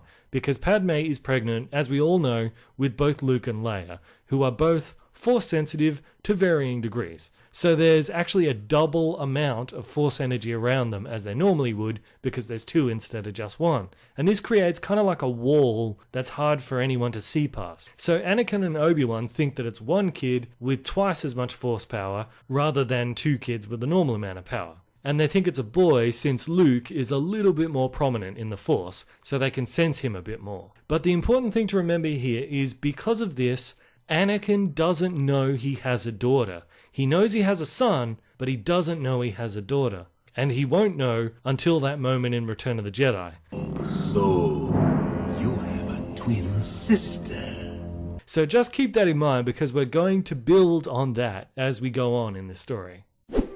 A child like that will need guidance, but fortunately, he has a famous Jedi hero for a father. He pats Anakin on the back. In fact, I brought you something. Obi-Wan reaches into his belt and pulls out the lightsaber we saw him using earlier and hands it to Anakin. Is this? Obi-Wan grins. Your old lightsaber. But I handed this in when I left the Order. I managed to reclaim it before it was passed on. You've been carrying this with you all this time. It's been useful to have a second saber available. Anakin runs his finger down the familiar handle. Right then, Padme comes out with a few drinks. I thought you might be thirsty. Is that? Anakin grins. My old lightsaber. Wow. She puts the drinks down. Huh. I thought your lightsaber was destroyed in the Black Sunset. It was, but I used to carry two. You remember? Yes, but I remember when you came back from capturing Maul, you were down to one lightsaber. Capturing Maul? Oh, that's right. Can neither confirm nor deny. I understand. She half turns to leave, but then turns back. It's just that if you had two sabers and lost one on a mission and the other at the Black Sunset, then where did that come from? Anakin nudges Obi-Wan playfully. See? She still has the mind of a spy. Doesn't miss a thing. A spy? Of course. Can neither confirm nor deny. Obi-Wan looks at the saber in Anakin's hand and furrows his brow. If you didn't put that down at the Black Sunset, then what did you put down? Because I don't remember you having a third lightsaber. Anakin swallows. No, I didn't. I think... Oh, I remember now. The Chancellor's messenger came and got us before my turn came, so I never got to put this down. Padme flinches as the baby kicks. Oof. I think I better lay down for a while. She walks back inside. You know what? I don't know if I can keep this. He goes to hand the lightsaber back to Obi-Wan. Why not? You could give it to your son one day. I'll teach him to make his own when the time comes. But just in case I'm not around to do that, then perhaps you can give it to him for me. When he's old enough. Your father wanted you to have this when you were old enough. Obi-Wan reluctantly takes it. Now, if I know you well enough, old friend, and I think I do, you're here because you're in trouble, and you need a ride back to Coruscant. And I also sense that you have something that you've been holding in since you've got here. You're not rusty at all. It's about the Chancellor. He's not what we thought he was. On Captain Antinees' ship, Yoda is slowly regaining consciousness. As his eyes come into focus, he sees Talon sitting patiently at his bedside. Fear not, Master Jedi. You're not dead yet. How? How did I get in here? She points down at the floor to an unconscious guard. Don't worry, he's alive. I just chopped a nerve cluster on his neck and he'll wake up soon. I just wanted to talk to you for a moment alone. Yoda tries to sit up, but he jolts in discomfort. Easy there. Your muscles have seized up from the cold of space. Here. She hands him a glass of tea that's on his bedside table. He lies back and takes a sip. As he tastes that it's good, a tiny smile curls his lip, and he nods in approval to her. Thank you. It was my mother's recipe. It's the only thing I can remember of her before she died. She taught me how to make it so I could bring it in to her when she was sick. It's my brother's favorite drink too. He doesn't know why he likes it so much, but I think part of him remembers it as well. Yoda takes another sip. Sickness? Yes. A plague ran through our village when we were children. It took my father first, then my mother. When Sidious found our village, me and my brother were the last ones left. But we were in the early stages of the sickness. He used his power to heal us, and then he offered us a chance to either come with him or make our own way. Yoda looks intently at her. If that was you, what would you have done? Would you have gone with him, or would you have known better? With him, I would go. Talon looks away for a moment. The question that troubles you, ask me. Maul. Yoda closes his eyes and senses through the Force. Alive, he still is. She breathes a sigh of relief. Will he stay that way? Obi-Wan told me what the Jedi are planning. Will he join them in capturing Sidious? Yoda opens his eyes. Of that, no, I do not. Only this I know. If the light he chooses and searches for you, again you will see him. But if chooses the dark he does, difficult to see. Always in motion is the future. Talon furrows her brow. What's in the vault? What is it that Sidious is after? Yoda pauses for a moment. The bones of Plagueis. Talon straightens up. Darth Plagueis, his old master. An ability contained, passed on from Sith Master to Sith Apprentice at the time of death. Not there was Sidious when his master was defeated 800 years ago. Had to wait, he has, until the time of Partanos, when activate the power in the bones the dark side can. Then, and only then, complete his apprenticeship will be, and become a full Sith Master. He will. What will the bones of Plagueis give him? Yoda looks at her. The gift of foresight. Foresight? The ability to see the future? All Force users have that. This gift, sharper, clearer, with greater reach it is. This gift, seeing things no one else can see, knowing things no one else can know. Not even you. Not even me. You remember in the original trilogy, the Emperor was always saying that he has foreseen various things. Everything is proceeding as I have foreseen. So with this new element, we're seeing how Sidious gained that new power. And with this, we could say that when Sidious died, maybe all that blue energy that we saw exploding out was actually this ability being passed on to probably Luke. So it's something we could continue on with. And yes, I know that in the EU that was supposed to be him sending his consciousness into a clone body, but who cares, that's all been erased. But something that's always bothered me about that ending in Return of the Jedi is that if the Emperor was able to foresee all this stuff, how come he couldn't see that Vader would turn on him? Well, we'll cover that a little bit later. Gave you a chance, Sidious did, when you were a youngling, to follow him or find your own path. What say you, if to give you the same choice now I did? Follow me and learn the ways of the Jedi, or make your own path. How now would you answer? Sidious approaches the final stone doors, and as they slide open, he breathes in the 800-year-old air that lies within. Sidious realizes he has already reached the vault. Mace Windu appears next to him. You disappoint me. You boasted 3 trials and I counted only 2. Your final trial is what you are seeking. He points into the room and Sidious sees a large stone coffin. Finally. Windu begins to fade away. Beware, Sith Lord. You will not find what you seek. And what will I find, Jedi? Your death. Windu fades away, back into the netherrealm of the Force. Palpatine reaches the coffin and lays a hand on it. Greetings, old friend. I have been looking forward to this reunion for a very, very long time. He pushes the lid off the coffin and it falls to the floor, smashing to pieces. He peers into the coffin and sees the familiar skull shape of his old master. He sees the long, slender arms that used to command so much power, the feet that stepped over the dead bodies of countless victims. But now this once feared Sith Lord is only dust and bone. But Sidious can feel the dark side stored up in the bones of his former master, itching to be set free, to fulfill its purpose. Sidious holds out his hands in supplication. Darkness, embrace me. As you did the Sith of old times, all of your children who handed down your teachings, let me know your will and make me the instrument of your desire.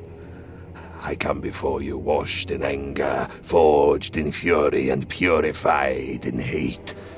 Embrace me, darkness, and through me embrace the galaxy, that it may be made strong once more. A shroud of dark side energy envelops the bones of Plagueis, and they levitate up in front of Palpatine. The bones begin to vaporize, transforming into pure dark side energy. Good.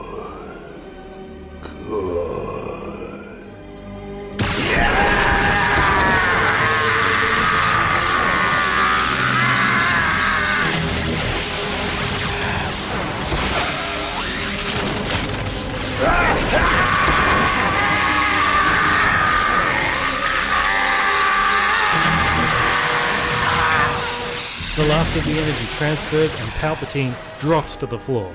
He slowly rises, rubbing his eyes. In time you will call me Master. You're wrong.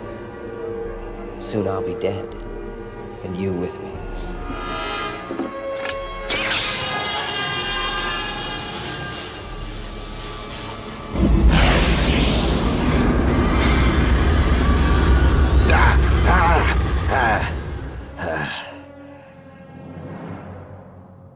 The son of Skywalker.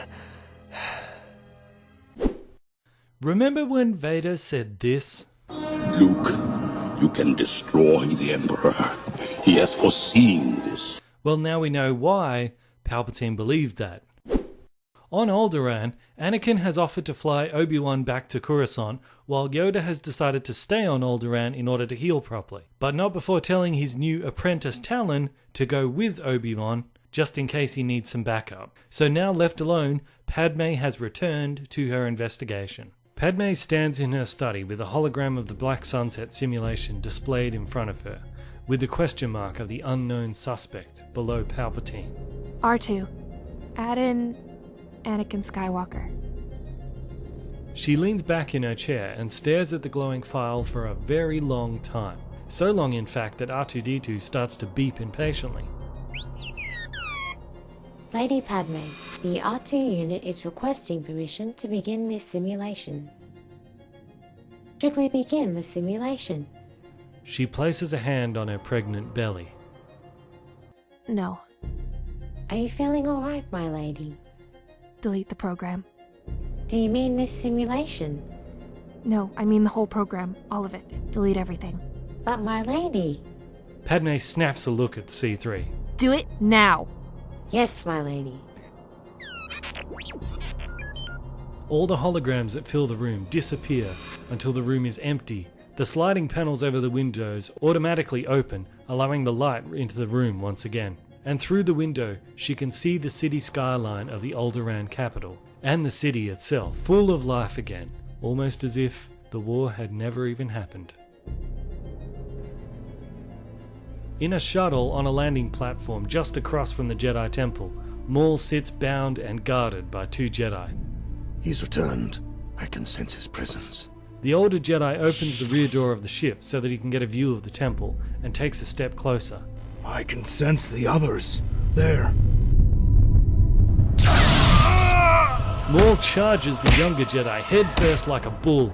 The older Jedi switches off the saber and stumbles sideways. Maul slams into him, knocking down, and he stomps viciously with metal foot. On the belt of the older Jedi is Maul's own lightsaber. He levitates it to his hands, ignites the blade, and cuts the handcuffs off, freeing himself. Maul exits the ship.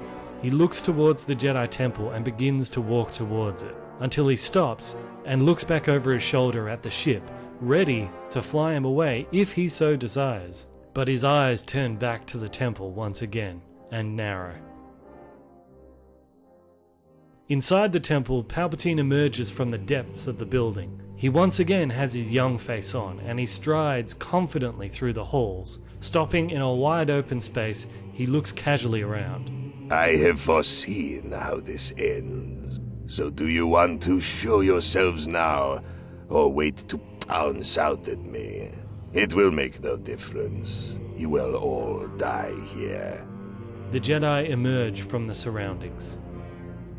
In the name of the Jedi Order, the Republic, and all that is good, you, Chancellor Palpatine, are under arrest. Or should I say, Darth Sidious. Well done.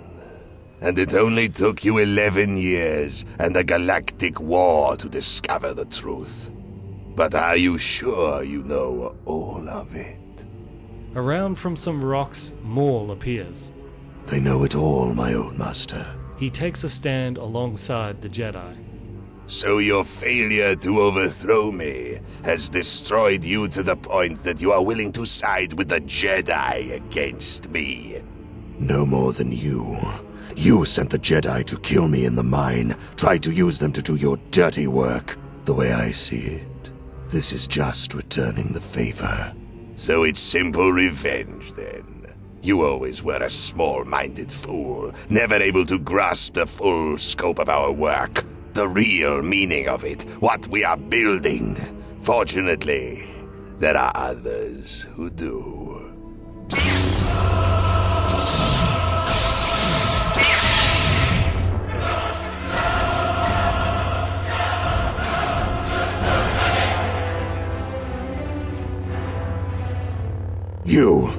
The attack on the Jedi stronghold right after you arrived. The attack on the space station, too. After you left the room, you signaled them to say I was on board. That's how they found me. Which means I knew you were all coming. The Chimera, along with the rest of my security, has already sealed off the temple. I'm afraid none of you will leave this place alive. None except one. He nods to Windu, who turns and runs out as fast as he can. Maul doesn't bother to chase him. You say we won't leave here alive, but neither will you. So shall we all die together? Palpatine thrusts his hands out at his sides.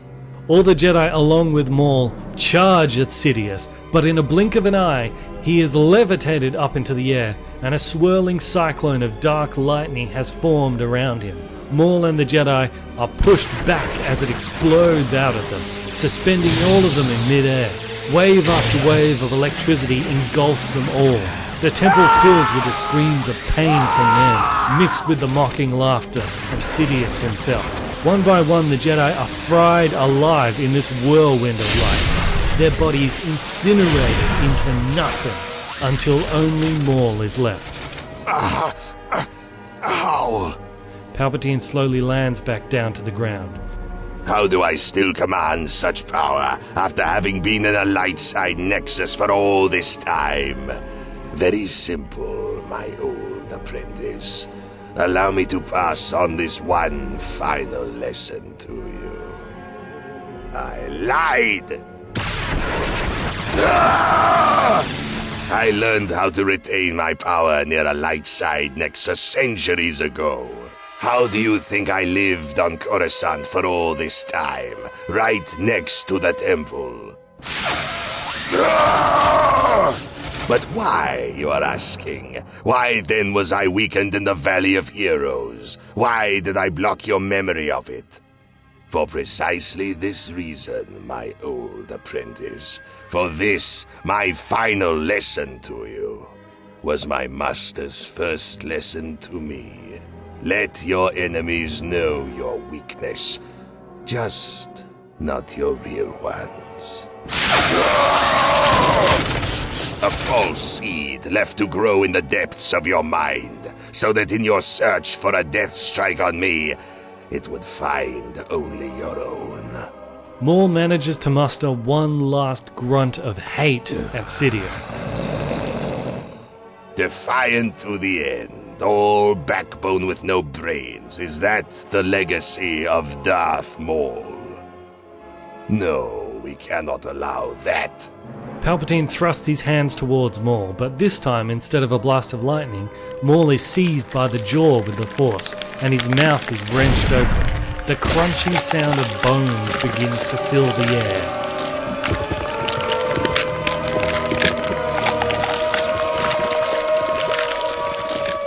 Maul's deflated body splats on the ground as Sidious levitates the spinal cord down into his hands and smiles. A common tactic with the Emperor is to trick an enemy into thinking he's vulnerable in an attempt to lure them in and kill them. The biggest example of that was the Battle of Endor in Return of the Jedi. Everybody thought the Death Star was not yet finished and wasn't operational, but of course it was. It was a trap to lure them in. It's a trap! And of course that kind of backfired on Palpatine, but Here we see Palpatine using a similar strategy, tricking Maul into thinking that his weakness is a light side nexus so that if he ever tries to use that weakness to attack him, it's not going to work. Palpatine's making herself something to eat when C3 enters the room. Lady Padme, you have a guest. In walks Master Yoda. Master Yoda? I didn't know you were on Alderaan. With Master Kenobi I arrived. Oh, he and Anakin left some time ago. Rest I needed, and where the Force directs me, go I must. He looks at her pregnant belly. And here the Force is. On a far-flung planet, we see a few unidentified soldiers spying on an installation. There's the forge, and the dropships haul the metal into orbit. They look up and we see above them the framework of the Death Star hanging in orbit, being built. We should report back. Anakin, Obi-Wan and Talon all stand before the temple, but all they can sense inside is death. We're too late. Talon takes off running towards the temple. We didn't get here fast enough, I'm sorry. Obi-Wan begins to head towards the temple when Anakin places a hand on his shoulder, stopping him. There's nothing in there. There's dead Jedi in there. A lot of Jedi died in there, but what's done is done. You know something? This whole ride, it's been eating away at me. What has? At the Black Sunset, I saw you put your lightsaber down. Anakin takes a step back. What are you saying? I don't want to say it. I don't even want to think it. But no matter how many times I try to forget, there it is, pushing its way back into my mind. Obi-Wan, you've been keeping one eye in the shadows for a long, long time. Living like that breeds paranoia. Don't give in to it. Obi-Wan looks him up and down slowly. What are you looking at me like that for? Obi-Wan's fingertips brush past the hilt of his lightsaber, and Anakin's face slides away. Are you sure you want to do that, Obi-Wan? Because if you do that, no matter who wins, we both lose. Obi-Wan looks deep into Anakin's eyes, but he sees something that stays his hand. A familiar spark. Whatever might have happened, for whatever reasons, it's not too late. There's still time to put things right. I can still sense the same heart beating inside you as when you first became my apprentice. Obi-Wan's hand moves away from his lightsaber and instead reaches out to Anakin.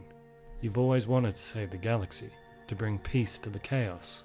Come with me, and we still can, together. Come with me. Obi-Wan once thought as you do. Anakin looks at Obi-Wan's hand reaching out. Oh, my old friend, don't you see? I already have. Obi-Wan's hand falls, and Anakin steps backwards into his ship. He reaches out to the control panel by the door. Obi-Wan, disappear. The door slides shut between them.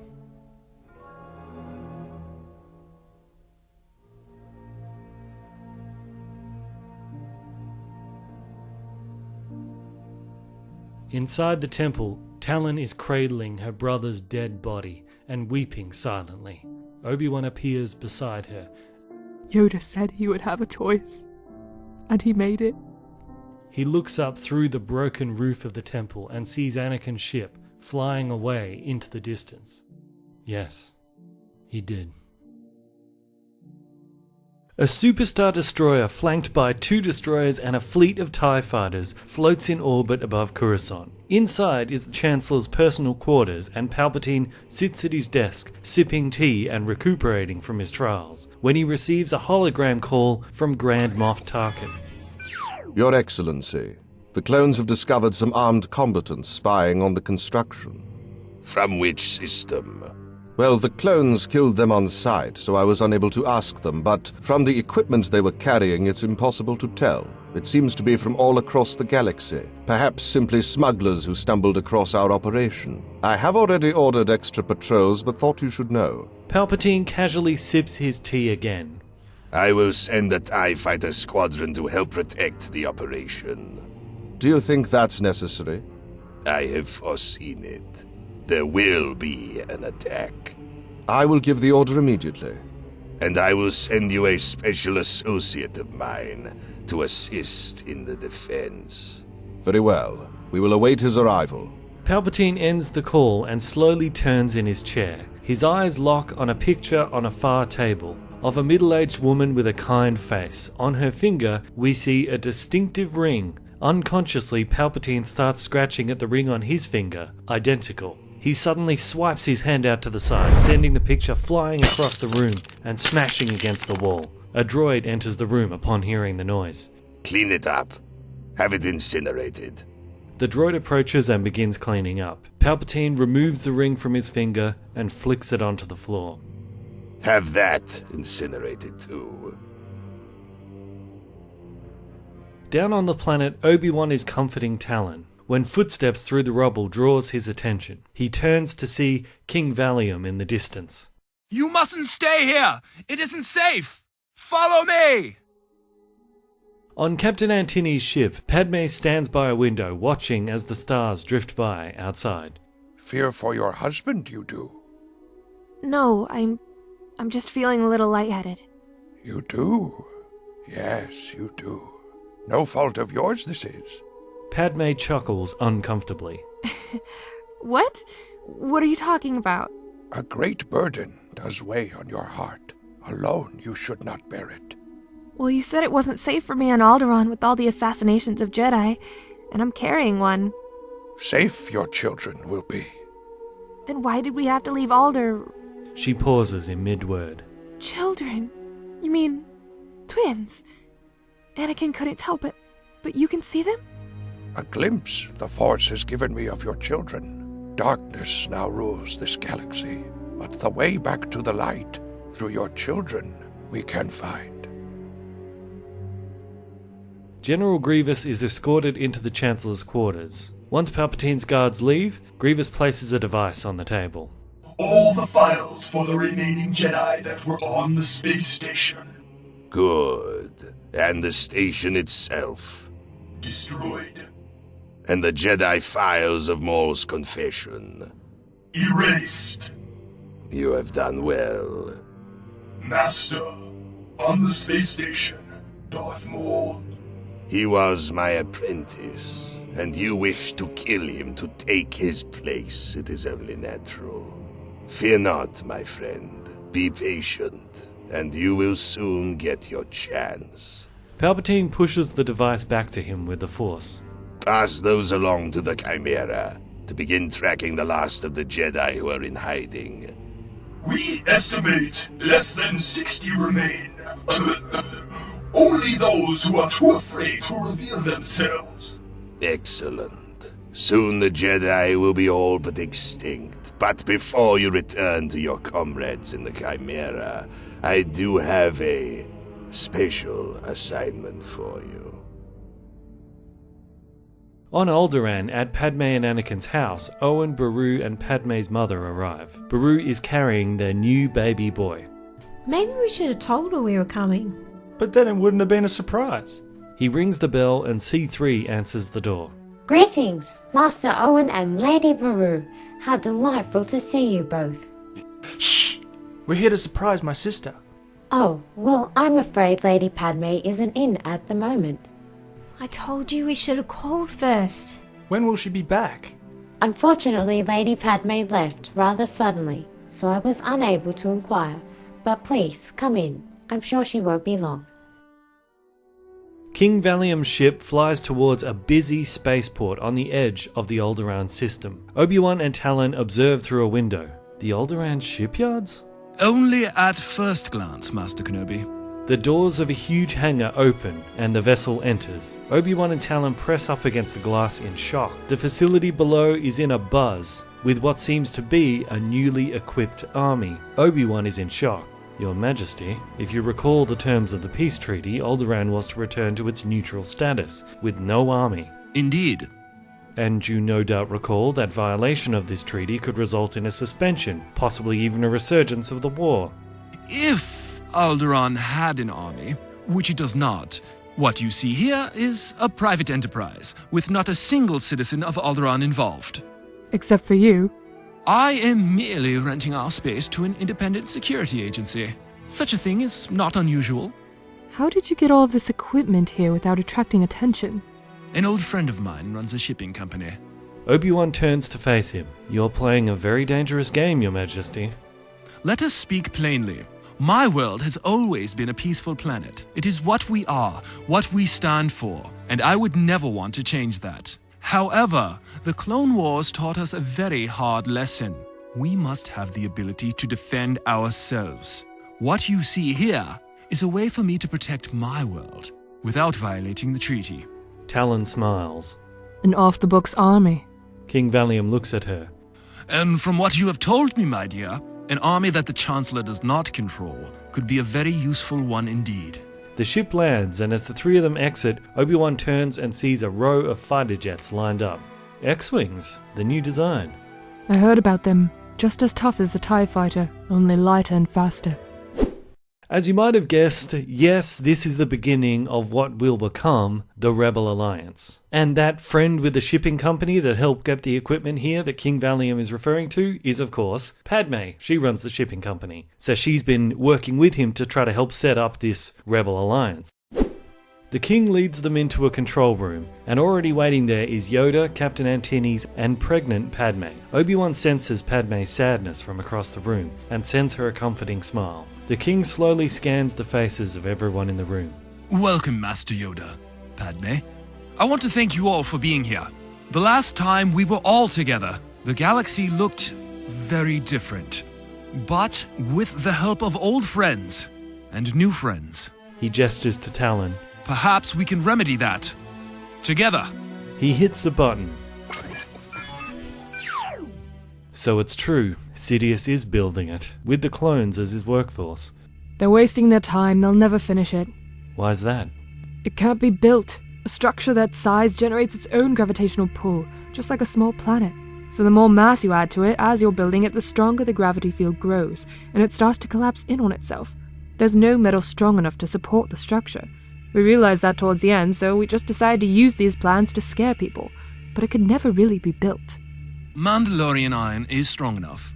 Sure, there's just not enough of it. The best place to find Mandalorian iron is around Gentane. We had Tarkin dig up almost every Gentane deposit across the galaxy, and it still wasn't enough. You had Tarkin running the mines for you, and guess who the Chancellor has put in charge of this? Talon's face drops. Tarkin. The king hits another button, and a base on a planet comes up. It seems he found a lot more iron in those mines than he let on. He'd dig it up and have it quietly stockpiled away here. Now they have enough to begin construction. My scouts say the clones are guarding the stockpile and running the forges day and night. The dropships carry the iron from the forge up to the structure in orbit to build the framework. So we destroy the stockpile of iron and they can't finish building it. Correct. It would take them decades to gather this much iron again. How could we destroy the stockpile? If Mandalorian iron is as strong as you say, it would survive even the biggest blast. Not necessarily. Mandalorian iron can only be forged once with blue plasma, and once it's been forged, that's it. We can't destroy the iron, but if we hit the stockpile with enough blue plasma, it will all forge as one giant block, and it will be useless to them. Well then, all we need now is a battle plan. That, my friend, is why you're here. I have the army ready, but we need someone with military experience to lead it. Tarkin stands in the hangar of his Star Destroyer, watching as a column of TIE fighters approach. It looks like the Chancellor's man is here. The lead ship flies in first and touches down ahead of the others. As the engine slows to a stop, the walkway opens, and footsteps echo down the hallway inside the ship.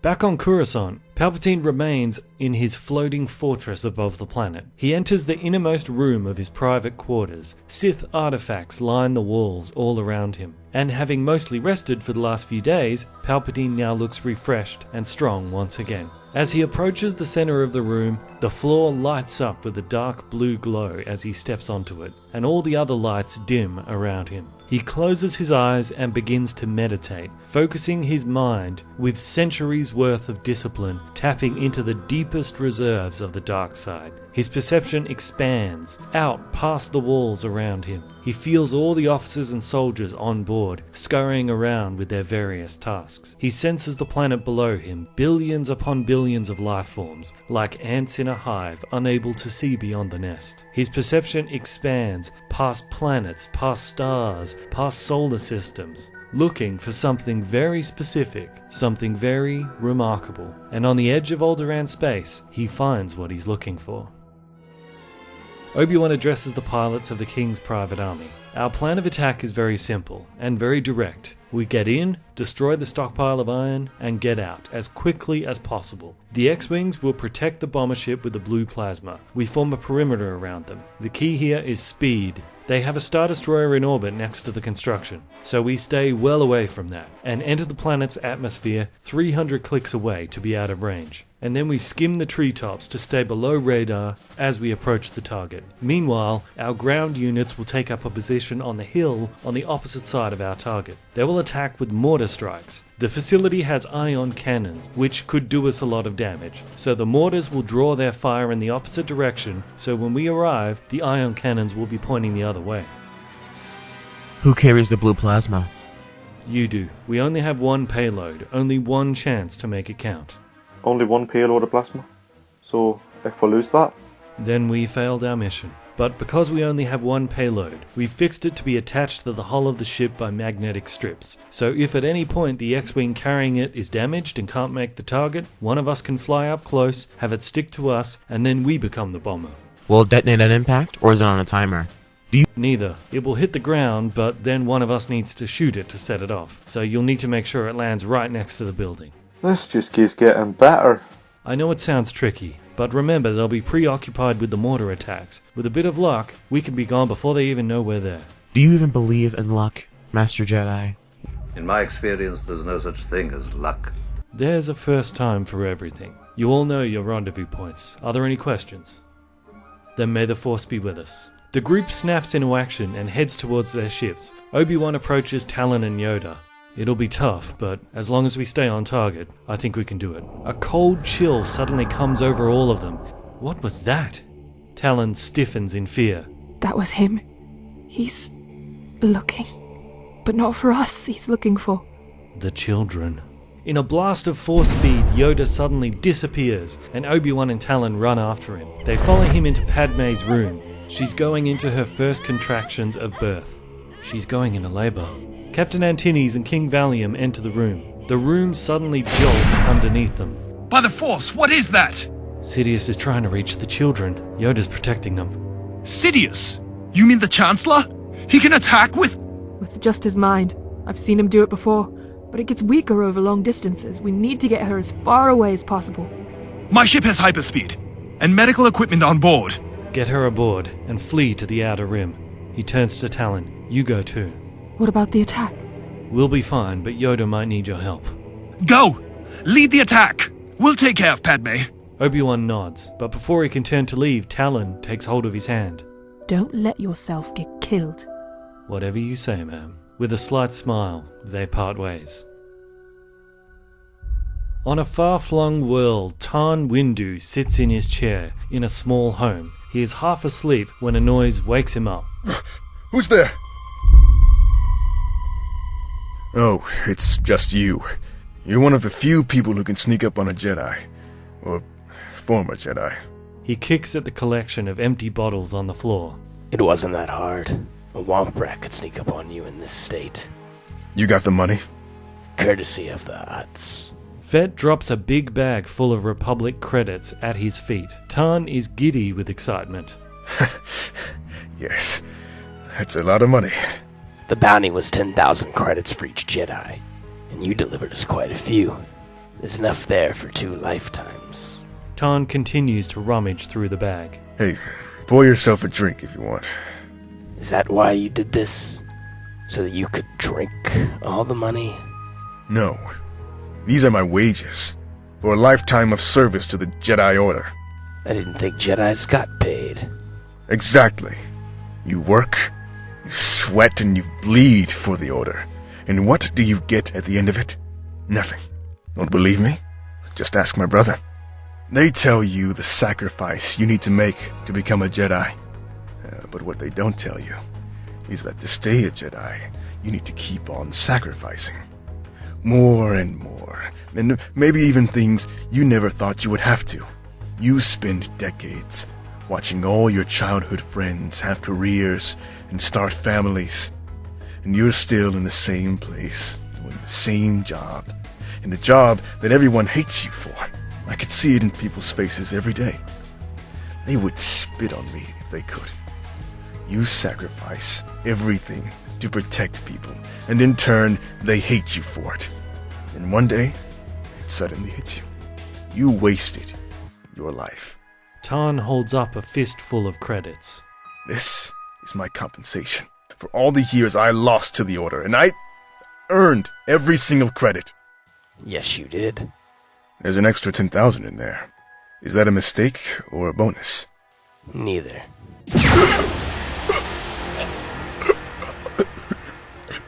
I'd like to say that this is just business and isn't personal, but it's not.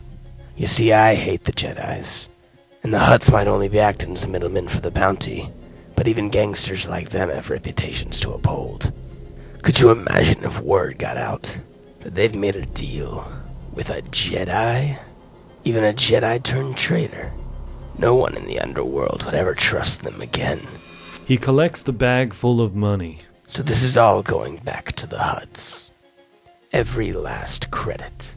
All except for that extra 10,000, of course. That's my pay. That's the bounty. For you.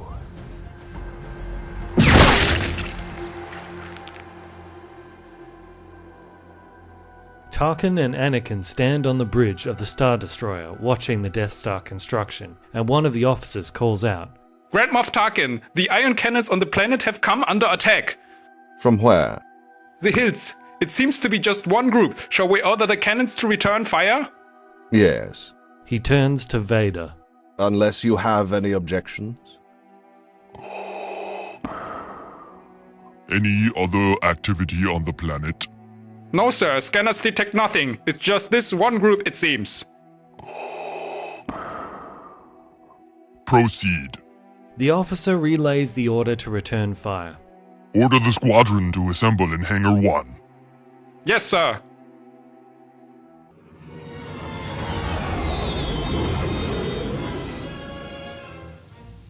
We're approaching the target area. Let's hope that ion cannon isn't staring us in the face when we get there. Switch all power to front deflector shields. Ground unit, what's your status? Have commenced mortar fire. Ion cannons have engaged us. Just keep them busy for a little while longer. We'll be right there. As soon as you see us in the skies, you guys run for it. Copy that. All wings, report in. Red 10, standing by. Red 7, standing by. Red 3, standing by. Red 5, standing by. Lock S-falls in attack positions. Target should be visible any second now. God, where did they come from? The payload is blown free. Obi-Wan reaches out with a force and swipes it to the side, and it sticks magnetically to another X-Wing. Red 7, you're the bomber now. All wings, maximum power. Oh no, coming in point 3, they're forming up behind us.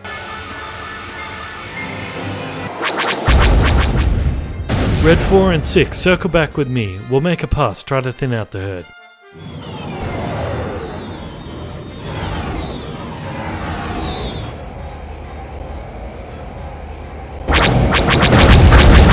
Squad 2. Squad 2 on flank.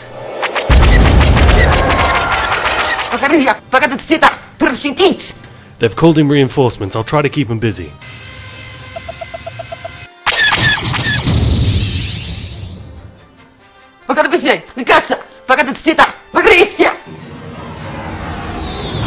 I got it! I got it!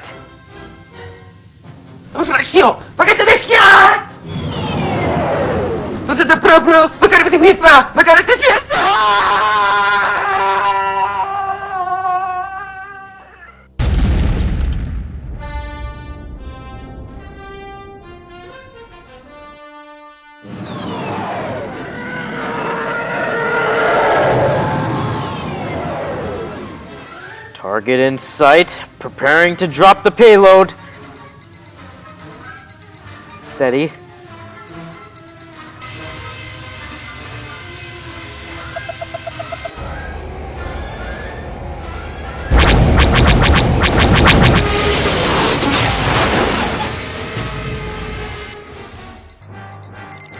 Deploy! The payload detaches and crashes to the ground next to the building. Obi-Wan takes aim.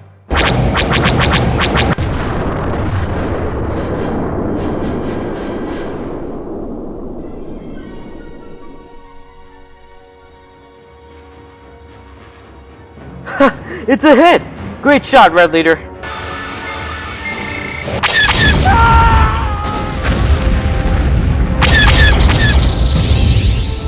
Obi-Wan falls from the sky in a spinning descent and crashes into the jungle. Final hostile down. Shall we order the clones to search for the pilot? No. He's mine. King Valium's ship drops out of hyperspace somewhere in the Outer Rim. Talon runs onto the bridge. Why have we stopped? We've approached the point of no return. My ship can't fly at hyperspeed forever. If we travel any further out, the engines may not be strong enough to get us back. How are they? Yoda's been able to shield them so far. We've escaped Sidious's eye for now, but he'll find us again. We need to find a place Yoda can make a stand. If he and Sidious do battle on this ship, it might tear it apart. Where then? Any nearby planet with lots of life forms. Why? The Force is an energy field created by all living things. A world with many living things has a great deal of the Force that Yoda can draw on. He turns to the pilot. Scan for a nearby planet with a high life form reading. Talon hurries back to Yoda and Padme. She finds Yoda exiting the room in which the medical droids are tending to Padme, and we see that the droids tending her are the prototype droids for the Jedi. Talon helps Yoda to a seat. Strong he is. We're much further away now. His power should be more diluted when he finds us again. She looks through the window of the medical room to Padme. Doesn't look like it will be long before the child's born. A droid approaches and hands Yoda a glass of water. I've been meaning to ask you something. Ask. The gift of foresight that Sidious has now, that his old master Plagueis used to have. If he had the gift, then how did you ever stop him? He should have seen you coming from a mile away. Yoda smiles. Even the most powerful gift of sight, by overconfidence can it be blinded.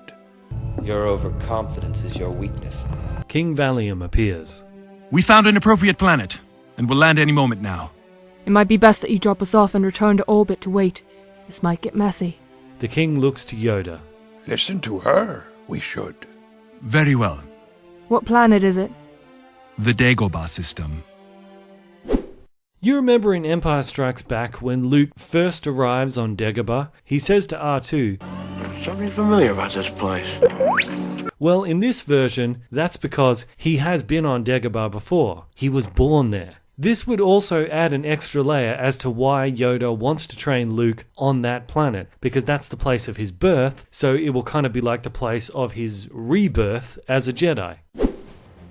Obi-Wan crawls from his crashed X-Wing into the surrounding jungle. He reaches for his communicator, and a sharp stab of pain in his shoulder informs him that he's broken his left arm. He detaches his communicator with his other hand and flips it open. Red Leader to ground unit. Do you read me? This is ground unit. We read you. Are you clear of the planet yet? Our drop ship has just taken off. My ship went down in the jungle. Can you find my beacon? Stand by.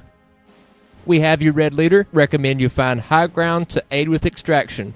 Copy that. I'm at the base of a mountain range. I'll climb to the top. If you approach my position from the other side of the mountain, you'll be out of sight of the ion cannons. And thank you. Copy that, Red Leader. See you soon. He rips off a strip of clothing and fashions it into a sling for his arm. He begins to hike his way up to the top of the mountain. Meanwhile, high above this in the Star Destroyer. Sir, the clones report the iron has all been fused together by the explosion. Tarkin clenches his fists in rage. How many clones are there? 118. Tell them to go to the crash site of the last X-Wing. Tell them I want prisoners. But the Chancellor's man said I know what he said. These terrorists just destroyed our entire supply of Mandalorian iron, so I don't want them dead. I want them alive, to find out where they come from. Give the order, now.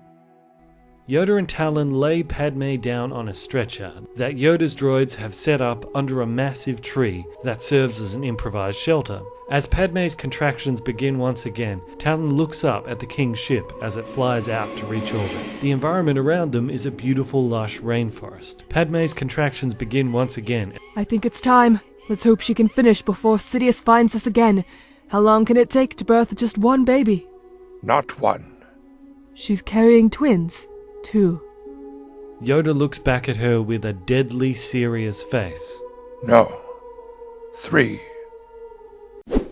Wait! Before anybody goes crazy at me, just let me explain. Firstly, yes, you did hear that right. Not 2 babies, but 3. So not twins, but triplets. So that means Luke, Leia, and another kid, a 3rd Skywalker that we have never heard about up until now. Now, there's a number of reasons why I'm doing this. For one thing, an issue with the prequels is that because they're prequels by their very nature, we know how they're going to end before we go to see them. We know the universe is going to connect with the original movies. So because of that, it's hard to sort of surprise people, because we kind of know what's going to happen already. The only way to surprise people in a prequel story is either the things that they know is going to happen in a way that they don't expect, or something happens that they never actually knew about before. And that's what I'm doing here. There's a 3rd child, a 3rd Skywalker that we never knew about. Could you imagine if something like this was actually revealed in the prequels? It would be such a huge shock moment. It would be the biggest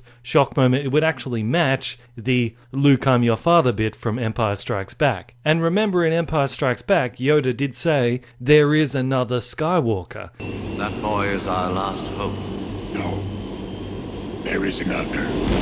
And later, of course, it's revealed that's Leia, but with something like this being introduced in the prequels, maybe he could have actually been referring to the 3rd Skywalker that's out there. And remember, also in this story, this fanfiction one that I'm writing, earlier Obi-Wan was marveling at how much Force energy he could sense around the unborn child. Well, that's because it wasn't just 2 kids, it was actually 3. So it seemed like one kid with triple the power. That's why it was hard to see past that and see the actual kids. But I know, you're probably saying to yourself, well, that's impossible. If there's a 3rd Skywalker, why didn't they show up in the original trilogy? And wouldn't that just kind of ruin everything? Well, no, because of things that you'll see soon. But for now, just know, I'm not just throwing this in purely for shock value. There is a reason for it, and don't worry, it still will not compromise the original trilogy of movies. They will remain, as I said at the beginning, untouched.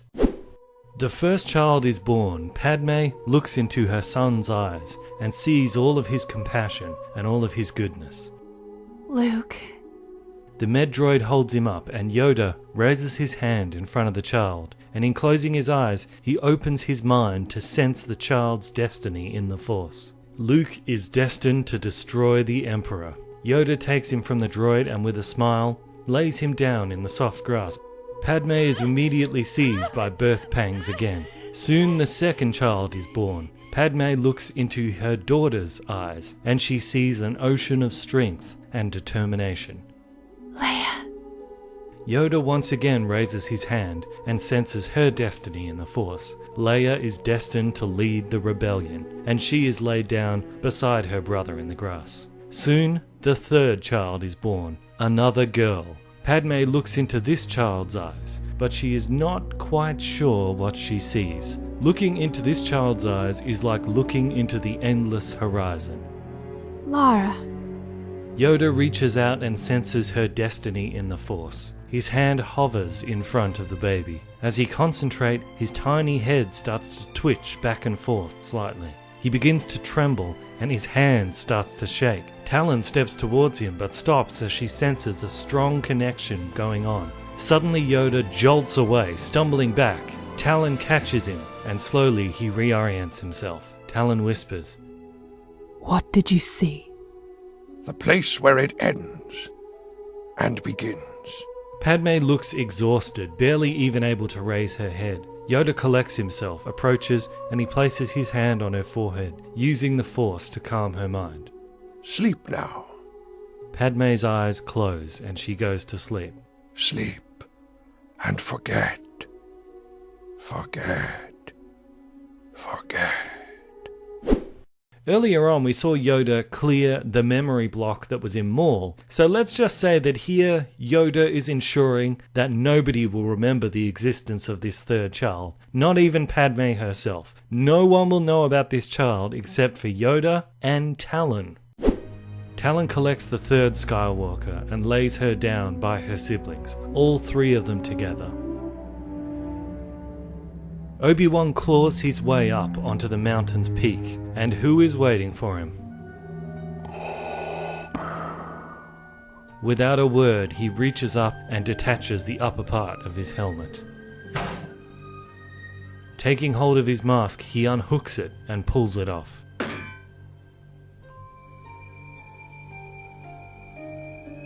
Even though I knew, I still hoped it wasn't so. I told you to disappear. I didn't want it to come to this. I don't want to hurt you. Why? You know what the Chancellor is. Why side with him? Why join him? I had to end the war. And peace under the Chancellor is better than war under the Jedi. Is that what you think this will lead to? Peace? He points into the sky at the framework of the Death Star floating in orbit. After everything we went through to stop that thing from being built, and now you're helping to build it. It will always be built. Whether a year from now, 10 years from now, or 20 years from now, it doesn't matter. But at least this way, it won't be pointing at my planet. You destroyed the temple. You killed all those Jedi, your brothers and sisters in the Force, your family. My family is alive and well. And I will do whatever I have to keep it that way. Obi-Wan nods bitterly. Then I guess you know what you have to do. Ben. I just crashed my ship. I'm tired from the climb up here, and I'm pretty sure my left arm is broken. This should be an easy victory for you. Ben. It's alright. I'd rather it be you than someone else. Just make it quick and clean, like I taught you. They both turn towards the sound, and they see 180 clones beginning to make their way up the mountainside. Well, now you really have to do it, because they won't make it quick or painless. Anakin thinks for a moment. Well, if you are so sure that it has to end here, then why not go down fighting? What do you say? He nods towards the clones. One last time into the breach? Obi-Wan stares at him, thoroughly confused. Are you crazy? What's so crazy about it? We fought countless clones together in the past. Why not now? You have gone crazy. Anakin grins. Do you still have my old lightsaber on you? Obi-Wan breaks a slight smile and levitates it out of his boot to Anakin, while unhooking his own. The clones get closer. You do know that I have a dropship on the way. I know. So if none of these clones kill me, then I'll probably get away. Yeah, I know. Anakin and Obi-Wan stand side by side one last time. One last time. They fight together. Now, I know what you're thinking, okay? I know what you're thinking. You're thinking, what is going on? Why are they suddenly friends again when Obi-Wan now knows for sure that Anakin is Darth Vader, that Anakin is a Sith? Shouldn't they be fighting each other now? Just like that Mustafar fight in the actual Revenge of the Sith? Here's the thing, though. The problem with that Mustafar fight is, well, for one thing, we know neither of them are going to die, because we know they're both in the original trilogy, so there's no tension in the fight, so there's kind of no point in having it. Secondly, and much more importantly, kind of goes to the whole problem I have with how Anakin's story was handled as a whole in the prequels. When you look at Vader in the originals, his story was all about redemption. That was the whole point of all of it. The whole point of Vader's story was he was a good guy, he was seduced by the dark side and fell to the dark side, but there is still some good in him. That's why Luke kept saying, there is some good in him. I can sense it. I can bring him back to the good side. And ultimately, he was right. So bearing this in mind, Anakin's story in the prequels should not be about how this good Jedi turns into a horrible, irredeemable psychopath, because he is redeemable. He does get redemption. Anakin's story from the prequels should be, he's a good guy, falls to the dark side, but there's still some hint that there's good in him. That's what his story is supposed to be, and that's my problem with his handling in Revenge of the Sith. You can't have Anakin massacre an entire group of children and then turn around and tell me that he's still a good guy. I'm sorry, he's not. If you become a mass murderer of children, there is no good in you. There is no coming back from that. There is no redemption to be had. I don't care if he saved Luke's life. If he mass murdered a bunch of children, he does not deserve redemption, and he certainly doesn't deserve to go to Jedi heaven. So that's why in my version here, he turns to the dark side, but there's always hints of him being good. Part of him still doesn't want to kill his friend here. He knows he could, because Obi-Wan's tired, he's got a broken arm and all the rest of it, but he's giving him a chance to get away here, because he can be redeemed. On Dagobah, Yoda's droids are checking over the babies to make sure they're healthy, while Yoda sits meditating nearby. Suddenly the temperature begins to drop rapidly all around them, and their breath begins to turn to fog and hang in the air. Found us, he has. He'll hit us with everything he's got left. This is it. Yoda stands up. By the children you must stay. A rumbling sound starts to build, and the sky blackens above them. Yoda clenches his fists and approaches the incoming darkness. Yoda creates an orb of light around all of them. You think you can stand against the power of the dark side, my little green friend? The dark storm above them builds, and lightning strikes the orb. Yoda cringes in pain. The dark clouds above them begin to spread, swallowing up the sky, and as they do, we see the vegetation below on the planet beginning to wither and die all around the orb of light. The lightning begins to pulse through Yoda's body. Yoda pushes back, and a flash of light drives the darkness back for a moment. But surge after surge of this dark storm batters the small orb of light, killing the forest around them. The orb begins to shrink, and a tentacle of dark lightning manages to pierce through the orb and reaches down towards the children. Talon dives in front of it, throwing herself across the baby. The lightning slices her down the back. From the corner of his eye, Yoda sees this, and mustering every last bit of his strength, thrusts his hand up, and light explodes outward, ripping a hole into the heart of the storm above, and a battleground of light appears.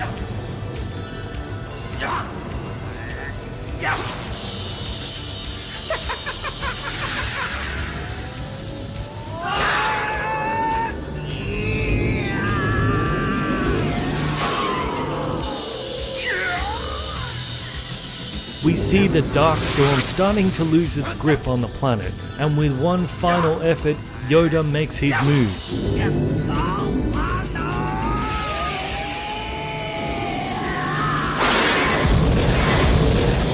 Yoda twists unnaturally on the spot, his back snapped in half, and he drops to the ground. From King Valium's ship in orbit, he and the crew watch in disbelief as the dark storm that they have watched consume the planet now slowly begins to dissipate, revealing that this once lush and beautiful looking world of Dagobah has now transformed into a vile, dark, dingy swamp. On the surface, as the storm slowly dies, the light returns once again. Talon gets up and sees that they are all safe. She sees Yoda's tiny body lying still. Talon limps over towards him. He's still breathing, but his spine is broken. She feels for the spot where it is out of place, and mustering a focused shot of force, crunches it back into place. Yoda's toes twitch as she does, and he slowly begins to stir. Are the children? You did it. We're safe. We're all safe.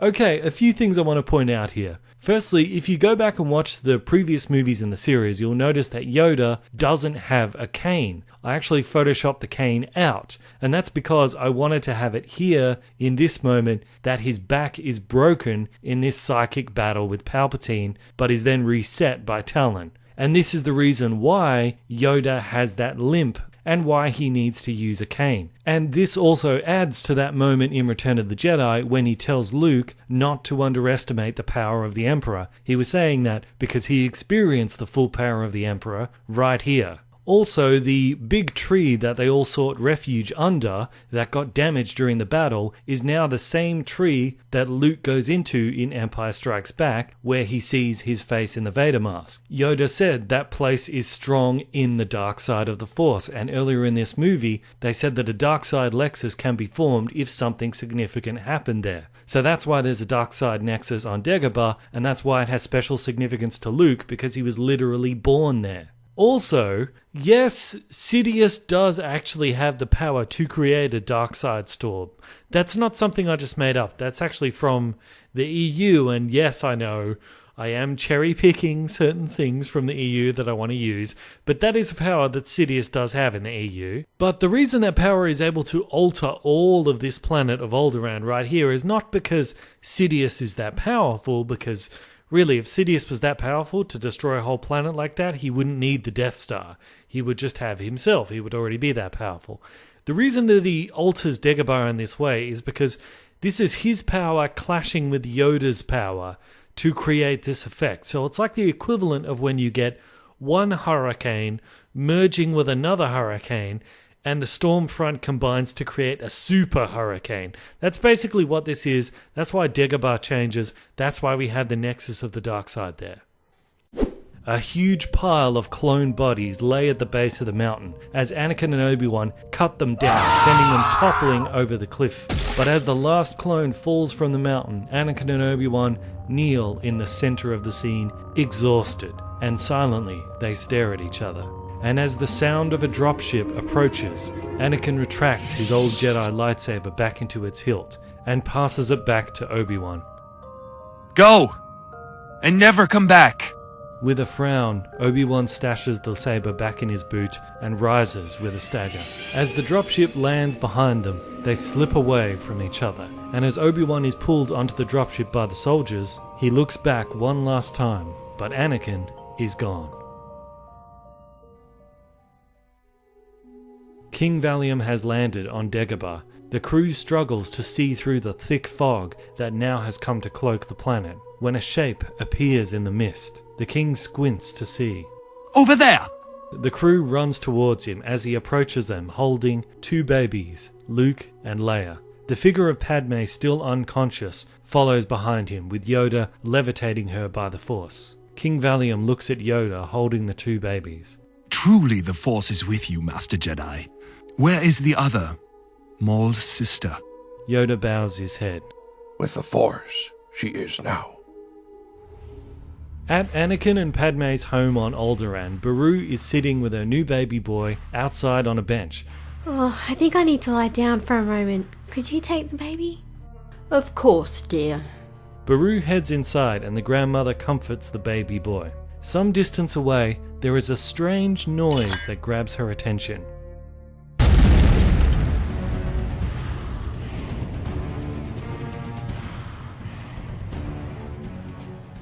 Tarkin sits in the quarters of his Star Destroyer. When he receives a call from the Chancellor, Tarkin reluctantly brings up the hologram. Chancellor, it is... Are you feeling all right, Chancellor? Palpatine is looking more haggard than usual after his battle with Yoda, and as a result his appearance has reverted slightly back to his true face. What news of the attack? We defeated the enemy forces, however, they did succeed in destroying the stockpile of Mandalorian iron. Can you still complete construction? Yes, my lord. However, it will take much longer to collect enough iron once again. Time is of no consequence. Continue with the construction, and I will forgive your failure. What of my apprentice? His convoy was unable to arrive in time for the attack. Where is he? I sent him back to Coruscant. I assumed you would wish to speak to him right away. Continue with the construction, and I suggest you do not fail me again. The call ends, and we see that in the corner of the room, out of view, is Anakin. Why did you do that? Why didn't you tell him the truth? Tarkin turns in his chair. And which truth is that? That you failed to defend the iron? Or that you knew the mortar attack on the hill was a decoy to distract the ion cannons, but you still let them be turned around? Or perhaps that you slaughtered 180 of my clones? What are you talking about? Don't take me for a fool. I have been playing this game for a very long time, and I can see through your moves from a mile away. If you believe that, then why did you lie to him? Because he terrifies me, and he should terrify you too. So I think it's in both of our best interests to protect each other from now on, wouldn't you agree? Sometime later, Yoda, Padme, and King Valium have returned to the secret rebel base outside of Alderaan. Obi-Wan has also been able to make it back with what's left of his squad. While Padme is recuperating on the other side of the ship, the three of them speak. So you believe that Padme's mother and nephew were targeted because the child was thought to be Anakin's child? It would seem so. We haven't told Padme yet. When she finds out, it will break her heart. And when she discovers about Anakin... No, she does. Yes, she's figured it out. She just hasn't admitted it yet. But the question we need to ask now is, what will happen to her children? They will continue to be targets. How can we protect them forever? Maybe we don't need to. Nobody knows Anakin had a daughter as well as a son. Not even him. None of us could sense there were two children. So the girl will be safe, just as long as she's raised under a different name. And what about the boy? Whoever killed Owen and Beru's son did it because they believed that was the son of Skywalker. So perhaps we should allow them to keep thinking that. Owen and Beru lost a son. They could raise the young Luke in his place. Just as long as they do it far away from here, no one will ever know the difference. So he will be raised by his uncle and aunt. But there's still the issue of what happens to Padme. The target was her child, not her. But Anakin will still come for her. She's his wife. Obi-Wan thinks deeply. No, he won't. How can you be so sure? Because he loves her, and he would do anything to protect her, even if that means never seeing her again. Once he finds out about his son's supposed death, he'll realize that she will never be safe if she's with him. He won't know for sure if his son's death was someone claiming a bounty on a future Jedi, or the Chancellor removing obstacles that might sway Anakin's heart and mind. I know Anakin better than anyone. I know how his mind works. He'll know the only way to guarantee Padme's safety is to stay far away from her. We'll still need to keep her and her daughter safe. I remember a time when you and Padme were arranged to be married. You're a king, but you don't yet have a queen. Can you think of a better choice to be Queen of Alderaan than Padme? Give her time to grieve, and she'll come to you. The way back to the light the children are. Wait we must, for the will of the Force to be done. Your Majesty, you watch over the girl, and I'll watch over the boy. Continue the work that you've started here with this place. Keep building this rebel army, and when the time is right, we can strike once again. Padme awakens, and the first sight she sees are her children by her bedside. Immediately, tears well up in her eyes. In the corner of the room, Captain Antinees and R2 are watching over her. Welcome back, Lady Padme. She reaches towards her children. She takes them into her arms and sits up. Are you hungry? Do you need something to eat? I have everything I need. She suddenly looks up. Yoda? He's all right. We're on the King's space station outside Alderaan. I should call my mother. The captain's face drops when a welcome interruption enters the room.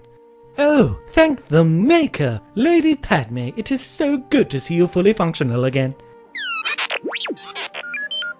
Is that... Your C3 droid. I upgraded it for you. New body, but the programming's the same. She smiles. I like the gold, but the voice? She's supposed to be a girl. Yeah, we installed the wrong voice. I can always swap it out later. Padme looks sideways at C-3PO. Nah, I kinda like it. She looks around the room. Is there a holo device I can use? I want to call my family. The captain cringes. Is something wrong? General Grievous is piloting his ship through space when he receives a call. Master, I have done as you commanded. The child was returned to Alderaan, and is now no more. Palpitine visibly breathes a sigh of relief. You have done well. Shall I return to the Chimera? No. I will appoint you a new overseer of the Chimera to finish the work that you began. My lord? I am sending you to the Outer Rim with a fleet at your command. An ancient fleet at my command. Did I not say you would be rewarded? Thank you, my master. Your task is to subjugate the lawless systems and bring them under our control by whatever means you deem necessary, Admiral. So, just in case it's not clear, the reason that Sidious targeted Luke on Dagobah was because he saw in that vision that he got from Plagueis' bones that Luke was there at his death. So he's trying to target the person that he believes will kill him in the future. But as a backup, and yes, he's the Emperor, so he always has backups, he told Grievous to wait by Anakin's house in case he's not able to take out Luke. They'll go back to the house, Grievous can kill him then. And Grievous did what he was told. He took out the kid, but he took out the wrong kid. That was Owen and Beru's baby, which he thought was Luke Skywalker. Obi-Wan and Yoda walk down the ship's halls together. When Anakin finds out that someone killed his son, he'll stop at nothing to find the one responsible. Yoda nods ominously. And when find out he does, his journey to the dark side complete will be. Obi-Wan is struggling to control the hurricane of emotions still swirling inside him. Yoda senses this. Clear your mind of the past, Obi-Wan. Only on the future and the boy must you now think. In him, our hopes now rest. A new beginning. A new chance. Not a chance. A hope. A new hope.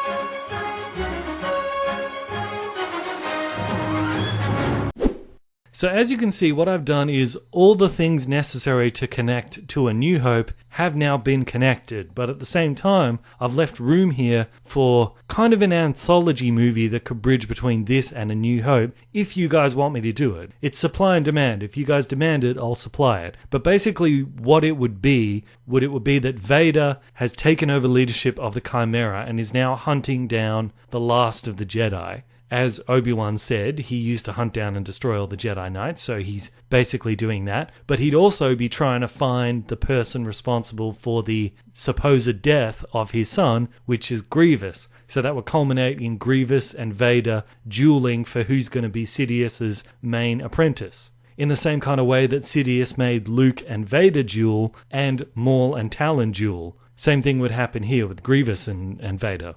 And this would also give us a chance to sort of round out what happens with Padme and why it is that she died by the time Leia was a young woman, because Leia did mention in Return of the Jedi that she did remember her, only had a few memories because she was very young when she died. So that implies that she couldn't have died in childbirth. She must have raised her at least for a few years, enough for Leia to remember something about her. So in this version, we'd be able to see a little bit of that. We've been able to see why she died, how she died, all the situation around that. We could just flesh out a few things. But whether I make it or not really depends on you guys. If you guys want it, I'll make it. If not, I won't make it. Supply and demand. Well, there you have it, guys. But do not click away. Don't you dare click away, because there is no way we're going to finish this video without giving due credit to all of the amazing, truly amazing voice actors that we had in this video. As you guys know, the last two videos, I didn't have any voice actors and it was just me doing a terrible job generally all around. And for this one, we managed to get real, proper, professional voice actors who were willing to work for way less than their worth, which is good for me. And I want to give each one of them, especially my core 4 voice actors, due credit. So here they are in alphabetical order. Aristotle Dreyer, who did the voices of Anakin Skywalker, General Grievous, Qui-gon Jinn, Captain Antinees, and King Valium. This guy is amazing. He's got his own YouTube channel that he just started up when I was about halfway through making this. I'm going to link it right here in the top right corner or down in the description below. Definitely go check him out. He's an amazing guy. He's got an amazing fro that he's got and he should be very proud of. But he should be even more proud of the amazing job he did with every single one of these characters. The guy is a true genius. Join me on my journey as I become a YouTuber. Tuba? Is that some kind of instrument? Tuba, right? YouTuber? It sounds like a potato to me. It's not a tuba. Do you like arts? Do you like entertainment? On this channel, I explore the gamut of human emotions. But mostly I just screw around. and talk about movies. Secondly, Brizzy Voices, who did the voices of both Padme Amidala and Darth Talon.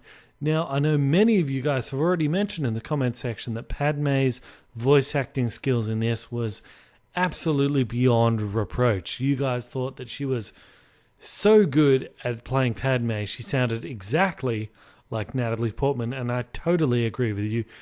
And also, hearing her voice Darth Talon, because from the time that I first wrote the script for Phantom Menace, she was always my favourite character, Darth Talon, and to hear her actually given a voice here by Brizzy Voices was such a great experience, and I was so happy, and I'm so glad that she sounded the way that she did. Brizzy Voices is an amazing, absolutely total professional. She's got a YouTube channel as well. She's got over 1 million subscribers, so it's amazing that I was stunned that she even responded to my email to try to get her to do some voice work for me. It's amazing. We are very, very lucky to have her even on this video. Thank you, Brizzy Voices. You did an absolute top-notch job. It's a trap!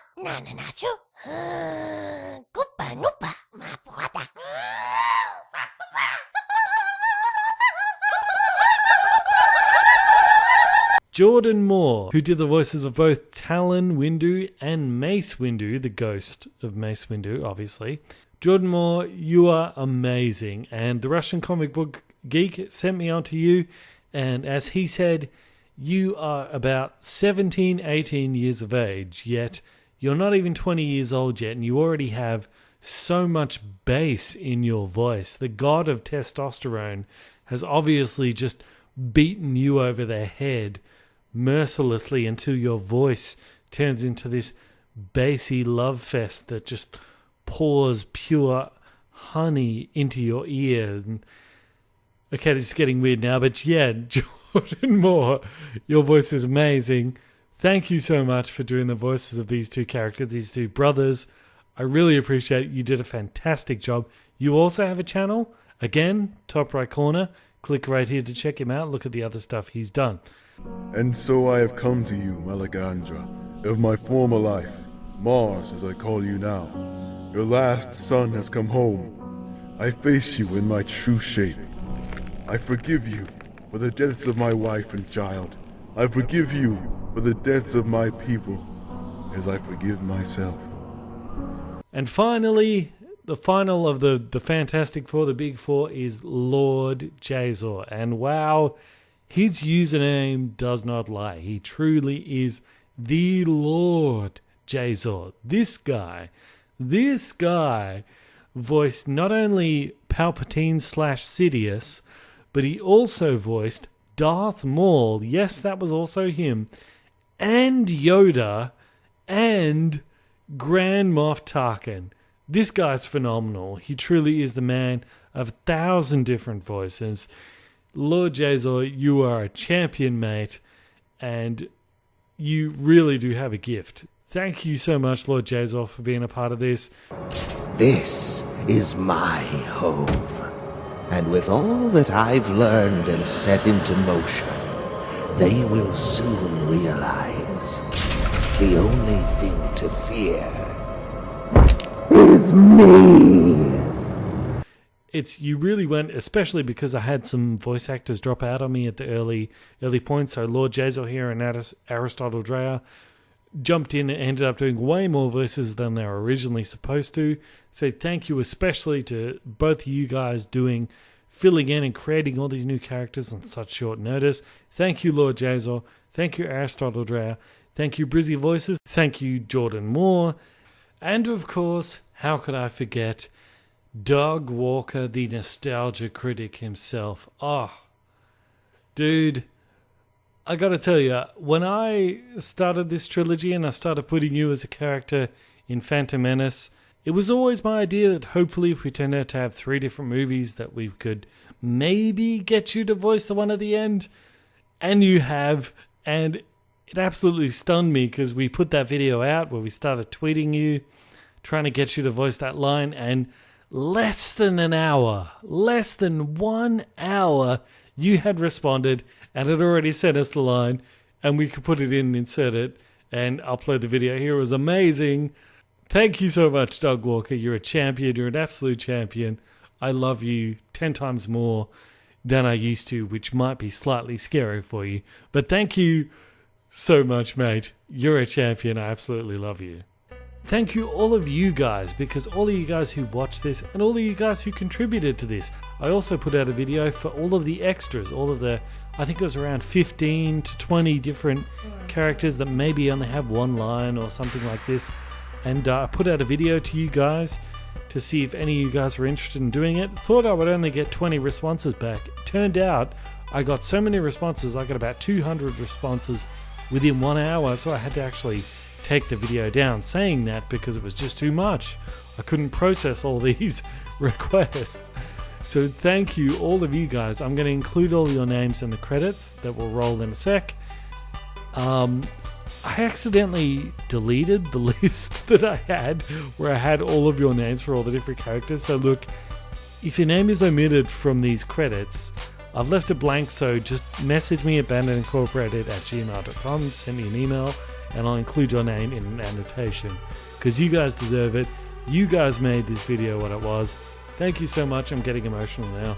Okay, I'm going to shut up.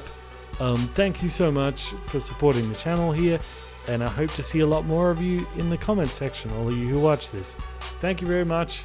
See you later. On Dagobah, Talon is holding Lara Skywalker in her arms, flanked by Yoda's 2 droids. An engine roars overhead, the ship lands close by, and a walkway opens, revealing Yoda ready to meet them. You said it would only be a day or so. It was a bit longer than that. Apologies. They climb aboard and the ship takes off. Talon joins Yoda in the cockpit. So where are we going? He brings up a navigation map. Talon looks at it. You want to take us right into a poisonous gas cloud? Not poison. Inside a system is. A very special system. So you just tell people it's poison to keep them away? Crafty. Time inside slows. 1 day for you, years for us will be, and a lifetime there. Centuries will be out here. Many centuries from now. That is where the child's destiny is. He looks at Talon. And yours as well. You guys remember that water planet in Interstellar where like 1 hour there was the equal of 7 years on Earth? Well, this system that's hidden in this gas cloud is actually like that. Lara Skywalker's destiny that Yoda sensed is something for the distant future. So Talon can raise this 3rd Skywalker on this planet, and many, many years can pass outside while this kid's growing up. So basically what this means is this is like a time capsule. So if we want to start a new Star Wars trilogy, way like say 10,000 years, 100,000 years in the future, that'll work because we've got a new Skywalker there to base a new trilogy around. Or we could even do something crazy like this Lara kid sort of is raised maybe to the age of 5, and then Talon leaves the planet for some reasons and maybe dumps this girl on a planet like, I don't know, Jakku, where she could sort of be raised in like a junkyard or something, and, you know, then maybe have her identity revealed as being Luke's baby sister. I don't know. It just could be anything. Could either be that, or it could be a Skywalker for a trilogy set like 1,000 years after episode 7, 8, and 9. Either way, there's just like a seed there for us to do a new Star Wars trilogy again, if we want. So, thanks for watching, and I'll catch you guys later.